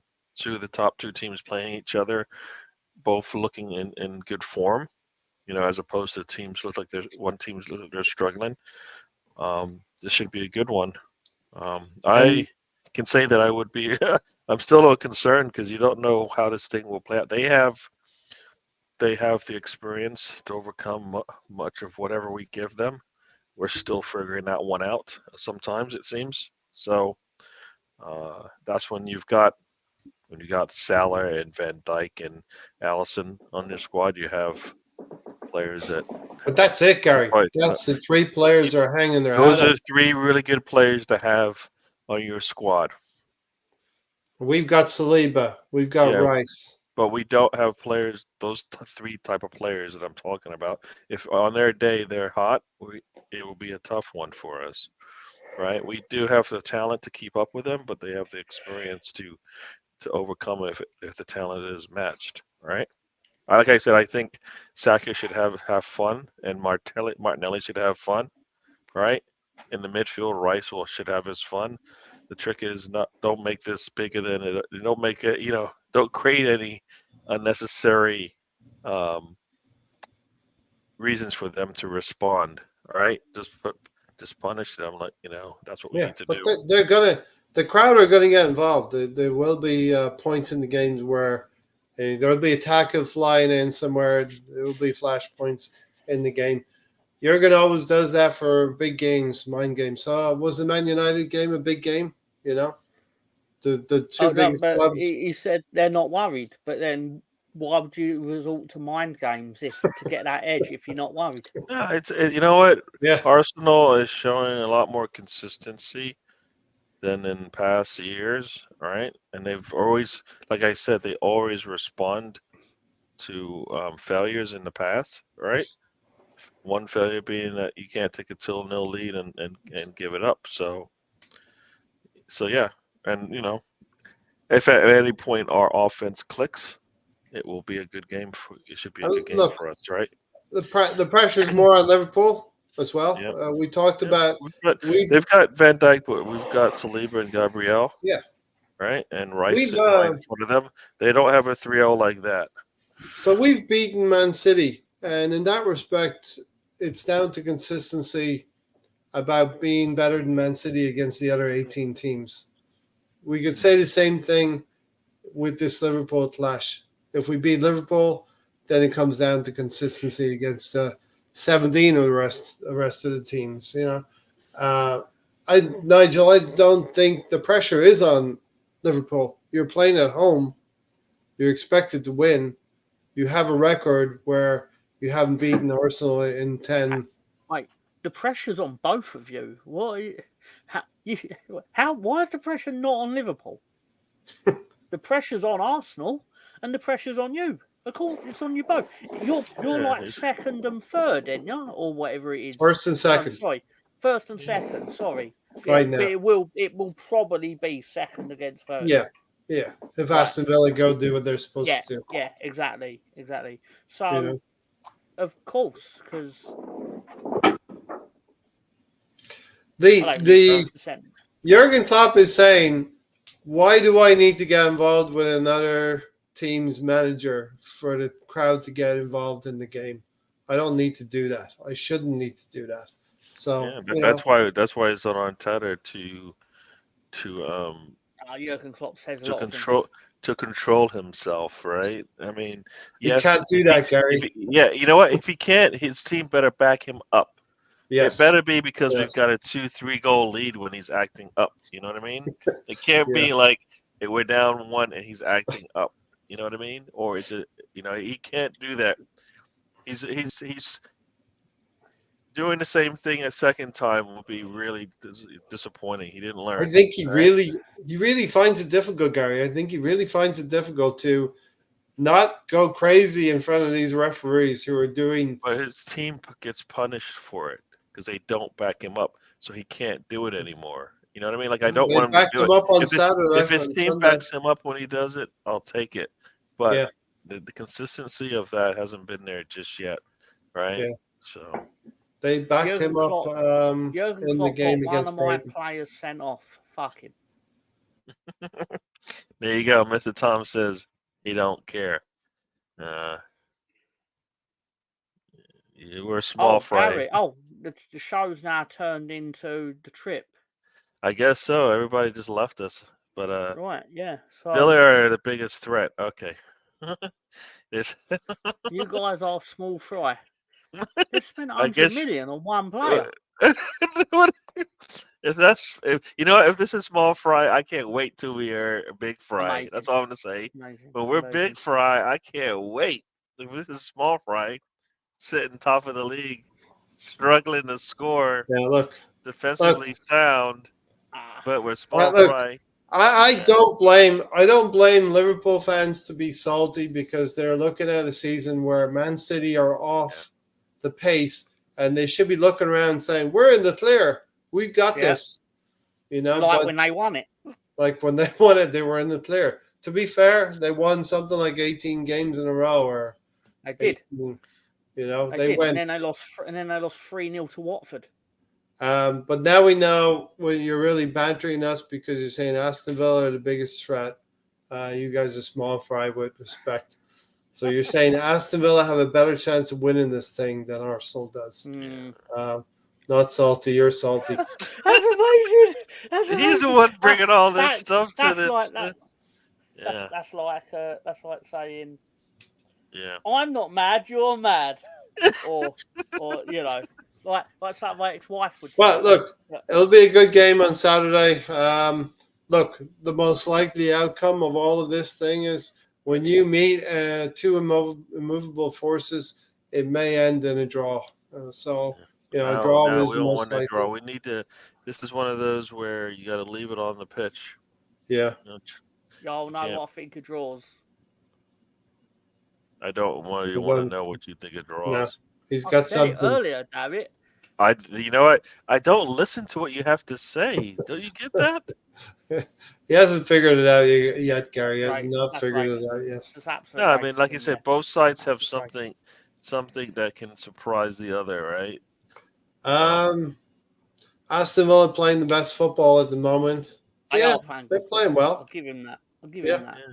But they are one key injury away from dropping like a stone, though. Yeah, I mean, well, you know what? The same thing was said about that team, right? They were playing some solid football as well, and things got a little crazy, and they started to struggle. So Arsenal doesn't have those kind of blips like that. They've just been, not really taking too many big challenges and stuff like that. So, well, this time last year, everyone was saying Arsenal squad is threadbare. We're flying, yeah. Because you were very fortunate that you had virtually no injuries at this. They were also saying we were playing the best football at the moment. That's what they were saying about Arsenal. Yeah. So, but you know what? That would mean that we're big fry if Nigel's comments are real. So last year we were big fry. Football. You were playing big fry football. That's not up for debate. Point is, though, you then had a key injury in defence, and it cost you the title, debatably. Two key injuries. Yeah, but Saliba, it was like the timing of it cost you big. It wasn't. If it had just been Saliba, we would have been able to get by with Tomiyasu playing. But the key was Tomiyasu getting injured in the same game as well. It's still a drop, right? It's not. It is a drop. My point is that Aston Villa are in that boat. Watkins gets injured. John McGinn gets injured. Let me tell you one thing about if John McGinn gets injured, I think that would be really. We talk about he's the engine. I believe he's. We talk about he's that heart and soul in that team for sure. So Gary, we talk about happy accidents with Arsenal. Aston Villa had a happy accident. Mings was their central defender. He got injured at Newcastle on the opening day of the weekend, and he's not playing. I think Pau came into the team, and they didn't look back. If Mings had stayed in that team, I don't know if Villa would be as good as they are now. Very true. Very true. I have a lot of respect for so sometimes sometimes you luck up, right? I mean, it's happened to many a team. So Yeah. you Tom was saying he has a lot of respect for Mings. Feels like a No. trap. It feels No, like no, straw with sharpened spikes underneath it. no. Two reasons. One is selfish. Basically, 2 seasons ago, Villa played Burnley it was like game 37 or whatever, and Tyrone Mings threw himself in front of the ball for absolutely no reason to basically block a Burnley shot on the line when there was nothing to gain by him doing it. Because Villa were obviously not in a relegation battle or anything like that. And had that gone in, Leeds would have been relegated. We ended up surviving and then getting relegated because we turns out we then bought more shit players. But it's not the point. Respect timings for that. But also, when he played for a lower league club, just after they started selling their T-shirts for that season, he transferred to another club. And it turned out that 27 people had bought a shirt with his name on it.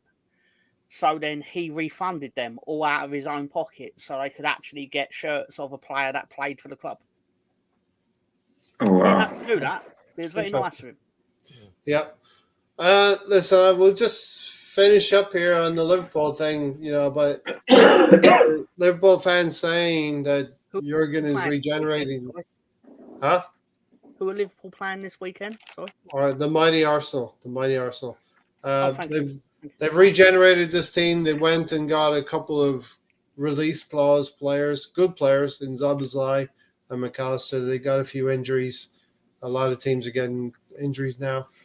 I think the key. Manager, this Jurgen guy. Huh? Is this Jurgen guy a player manager? No, he's not a player manager. He's got his mojo back. What's it matter? He ain't picking himself, is he?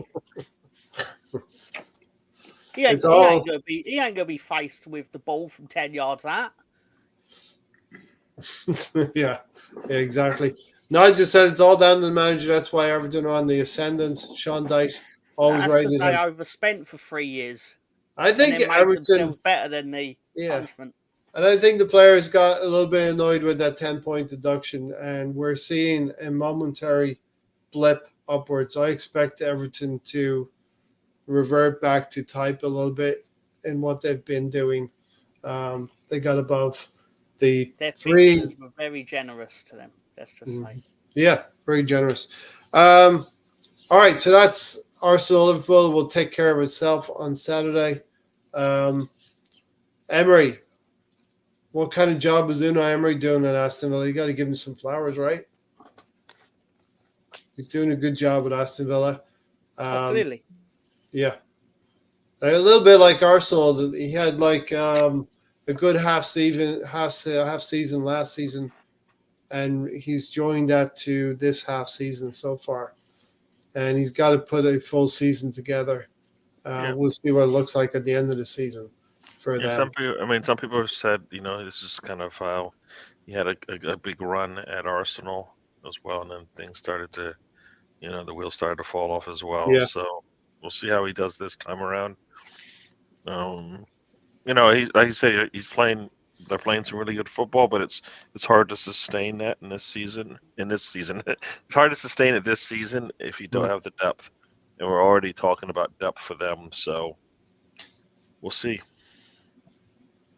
I'll say this about them. Yep.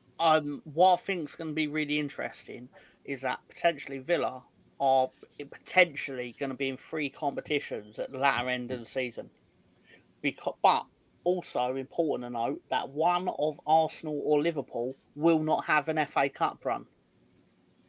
And that will aid them in the league. Arsenal or Liverpool in the FA Cup because they're going to meet each other in the third round. Exactly. Yeah.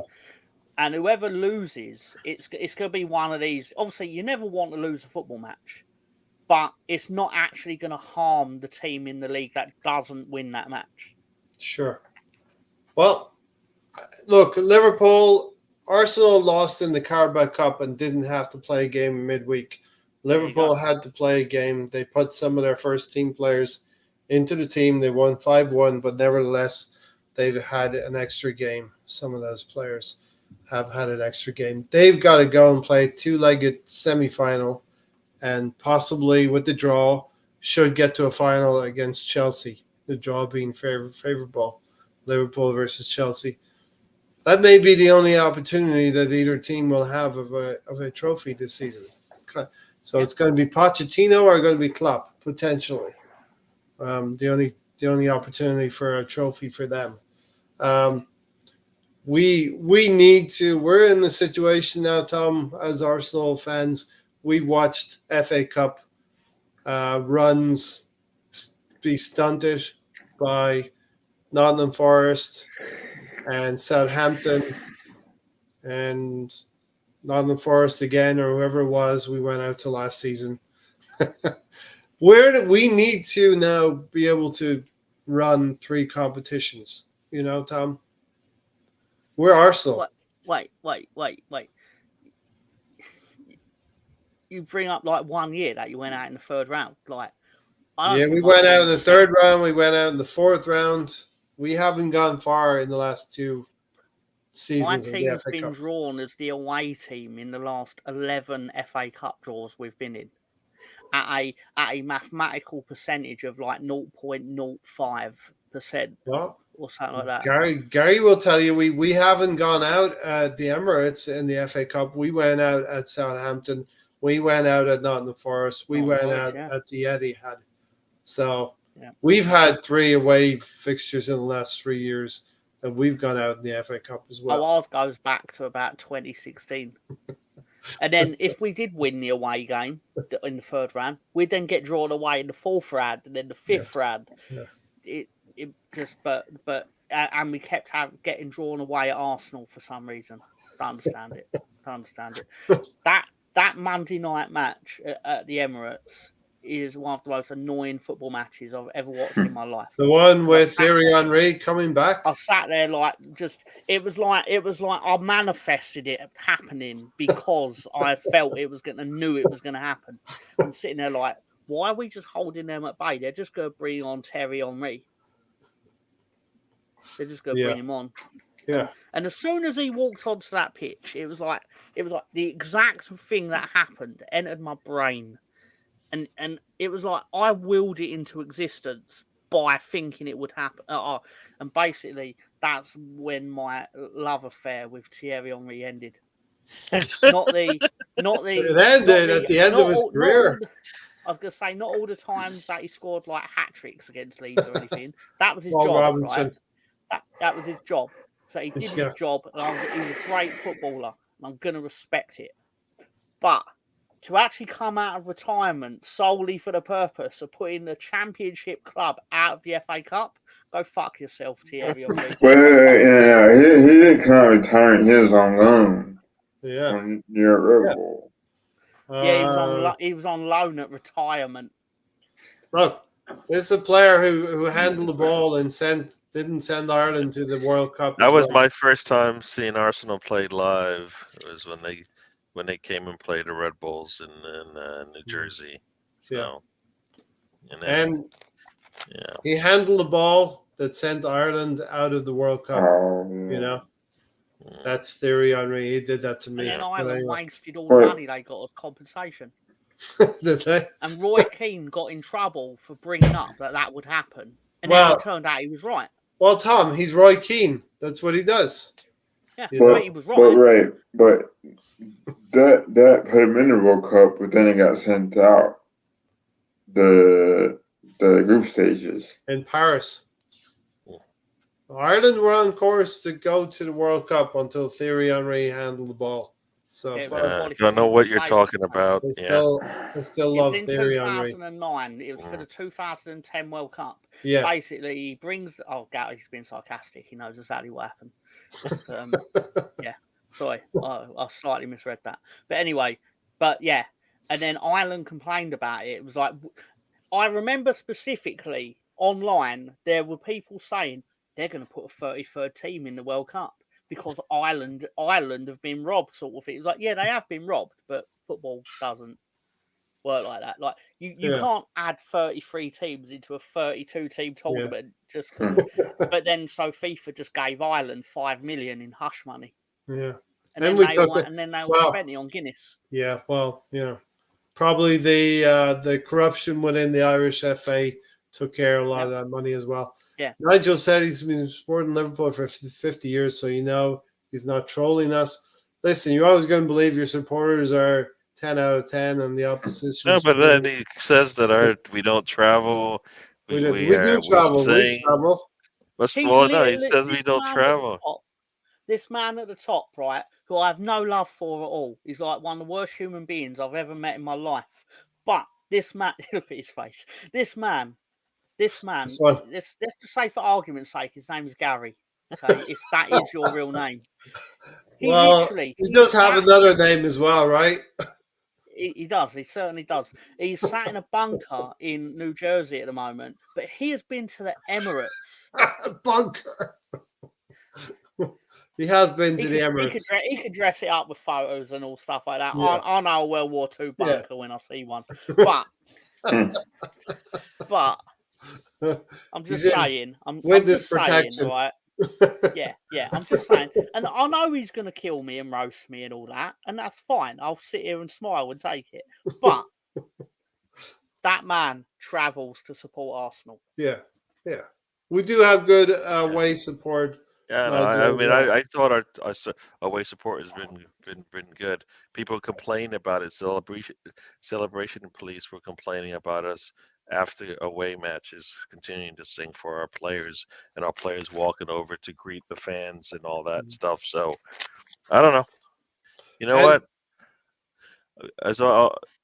We just need to continue what we've been doing. We'll see how this thing plays out. It should be a really good game. Both teams are in really good form, as far as I'm concerned. Yep. Liverpool had a really good game last time out. That's good for them. We'll see if their legs are a little weary from that. We're ready for this Liverpool acid test, and then we probably put in our most controlled performance against Brighton. Brighton have been missing those two players we talked about. You said we don't have the songs. You know how many people sing? Song. You have one song. You know how many people sing the Hyman song? And we just created that this year. Okay. All of the rivals sing it. They love it. Yeah. Listen, I'm not a fan of it myself, but all of the rivals love that song. All right. Yeah. All right, so I think our lineup will probably be David Raya, Zinchenko, Gabriel, Saliba, Ben White, Declan Rice, Havertz, Ødegaard, Saka, Jesus, Martinelli. All right, there you go. It kind of picks itself.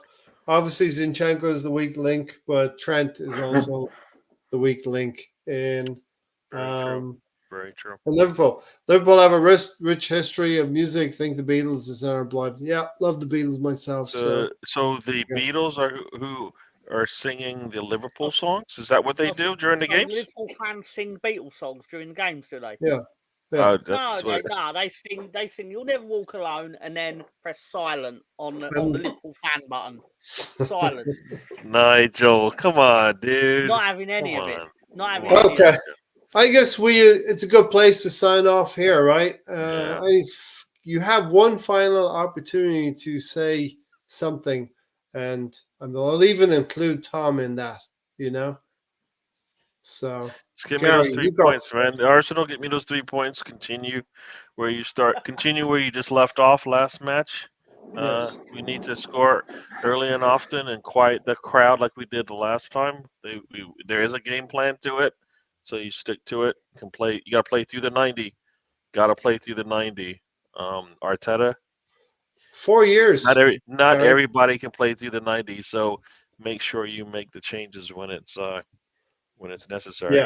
Yeah. Trent is not your weak link, but Martinelli had the man crying in his sleep. I have no doubt. So just I think Martinelli's going to have some green grass to run into. And Virgil will have to be coming over there a little bit as well. Look, it's Liverpool. It's a December game. There's plenty of games after this, but we can strike a huge blow to Liverpool in this title race. And Tom, you're up. He's not arguably the best player in the world. He's not even the best right back in his team. Wow. Arguably, he said arguably. Yeah, That's I'll argue that he's wrong. That's the disclaimer word right there, Tom. Arguably. All right. Well, arguably, I'm going to be mates with Jorginho Ruter. Are you going to mention? Are you going to mention Eddie at all, Tom? You know what, Ray? What are you doing? If he chooses not to speak about certain things, let it go. What are you I doing? want to give Tom every opportunity. No. You don't know how this thing works. You don't poke the bear. You don't tickle his belly and all of that, get him happy. No, just let it go. Let it go. Let it go. Okay. All right. Sorry. Well, all right. So, okay, I should probably take this time, okay, to thank Ray for his please mention that who beat Liverpool last at Anfield. Oh, it was the team that has this badge. It was the mighty Leeds United.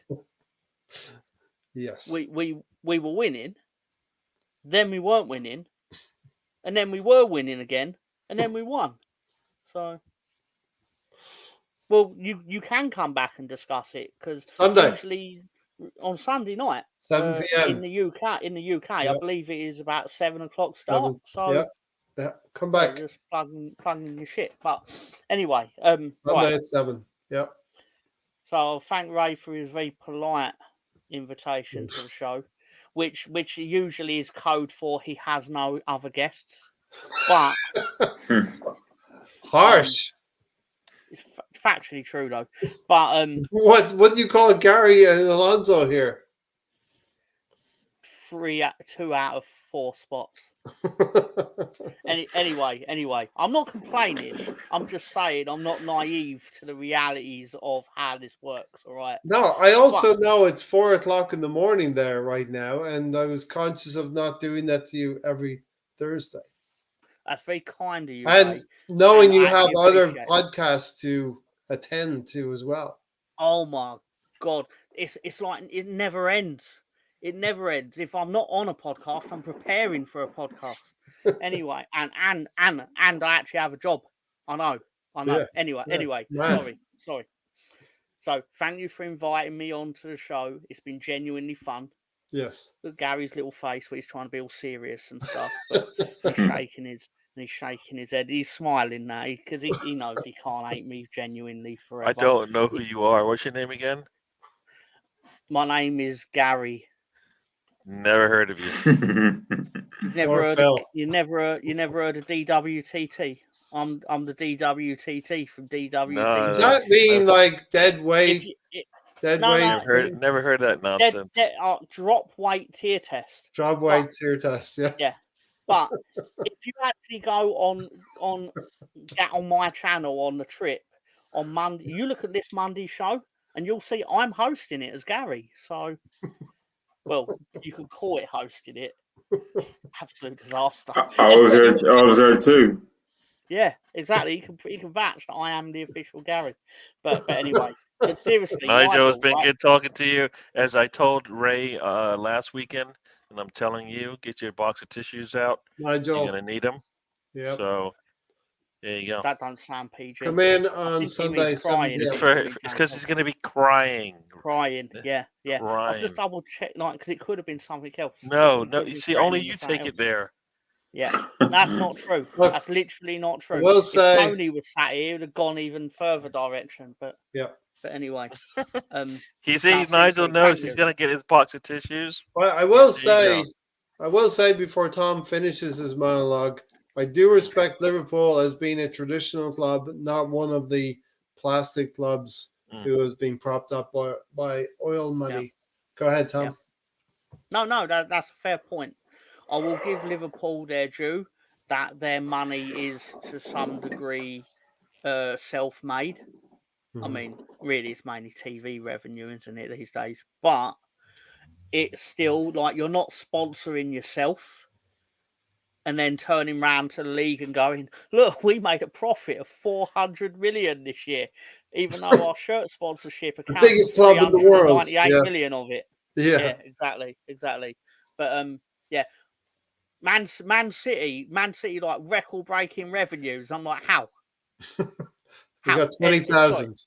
Yeah, in the that's stadium. a different thing. But anyway, if I don't get to see it, Nigel, have a good Christmas, because I'm probably not going to see you.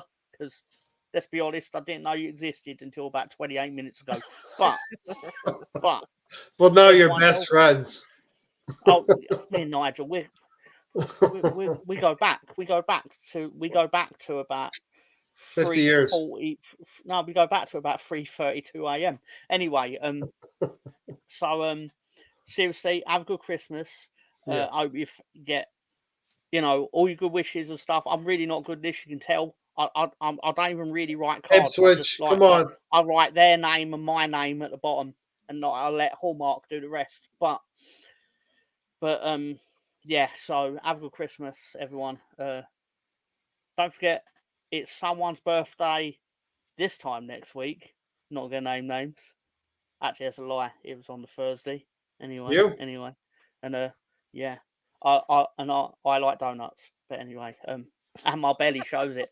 But anyway, yeah. So thank you for having me on. Thank you for listening to me, Gary. Thank you for listening to me, Alonso. Thank you for providing a suitable noise show this evening. And well, we did a caption that noise segment, so this could continue. Yeah, we should have done that segment about 19 times. But anyway, seriously, sorry, please, Alonso, take over. Otherwise, I'm just going to keep this shit going.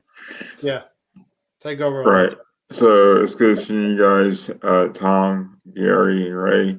Hopeful that you get to put a good fight against Liverpool. Anfield has always been one of those places that we have a hard time playing against, but I have a feeling that this is a new season. We don't have a lot of injuries per se that would warrant not us trying to win a game there. We're missing some key people, yeah, but I think we have enough.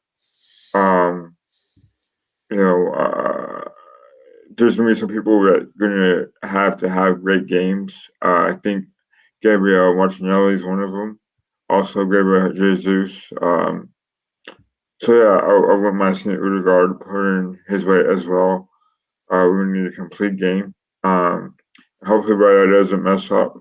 I know that sometimes he can be a little bit mistake prone in big games. So I hope everyone has a good Christmas and a happy holidays. Calling Arsenal. Definitely. And look, the holidays can be a great time for family and friends, but do think about those people who maybe find the holidays a difficult time. There are people out there who find it to be a difficult time. So check in. I have a plan to combat that. Check in on those people. You have a plan to combat that. Okay. Yeah, do. Okay. Happy holidays, everyone. That's interesting. And if we don't catch you before that, have a happy New Year as well. Yeah. Have time with the family and friends. Yeah. Celebrating the 5 years of the channel as well. And what better way to do that but with family and friends and Arsenal friends celebrating a victory over Liverpool on Sunday. And Tom and his Leeds team cutting that gap to 7 points on Ipswich. Come on, Stefan. Yeah. You can get in the spirit. We're out of here. You're gonna make Stefan cry. Stefan can afford to cut it Ipswich. back to 7 points. Wow. That's not very That's not PG. That's Yeah. not PG. Not at all. That was not very nice at all. Yeah. Me not Wow. speak English.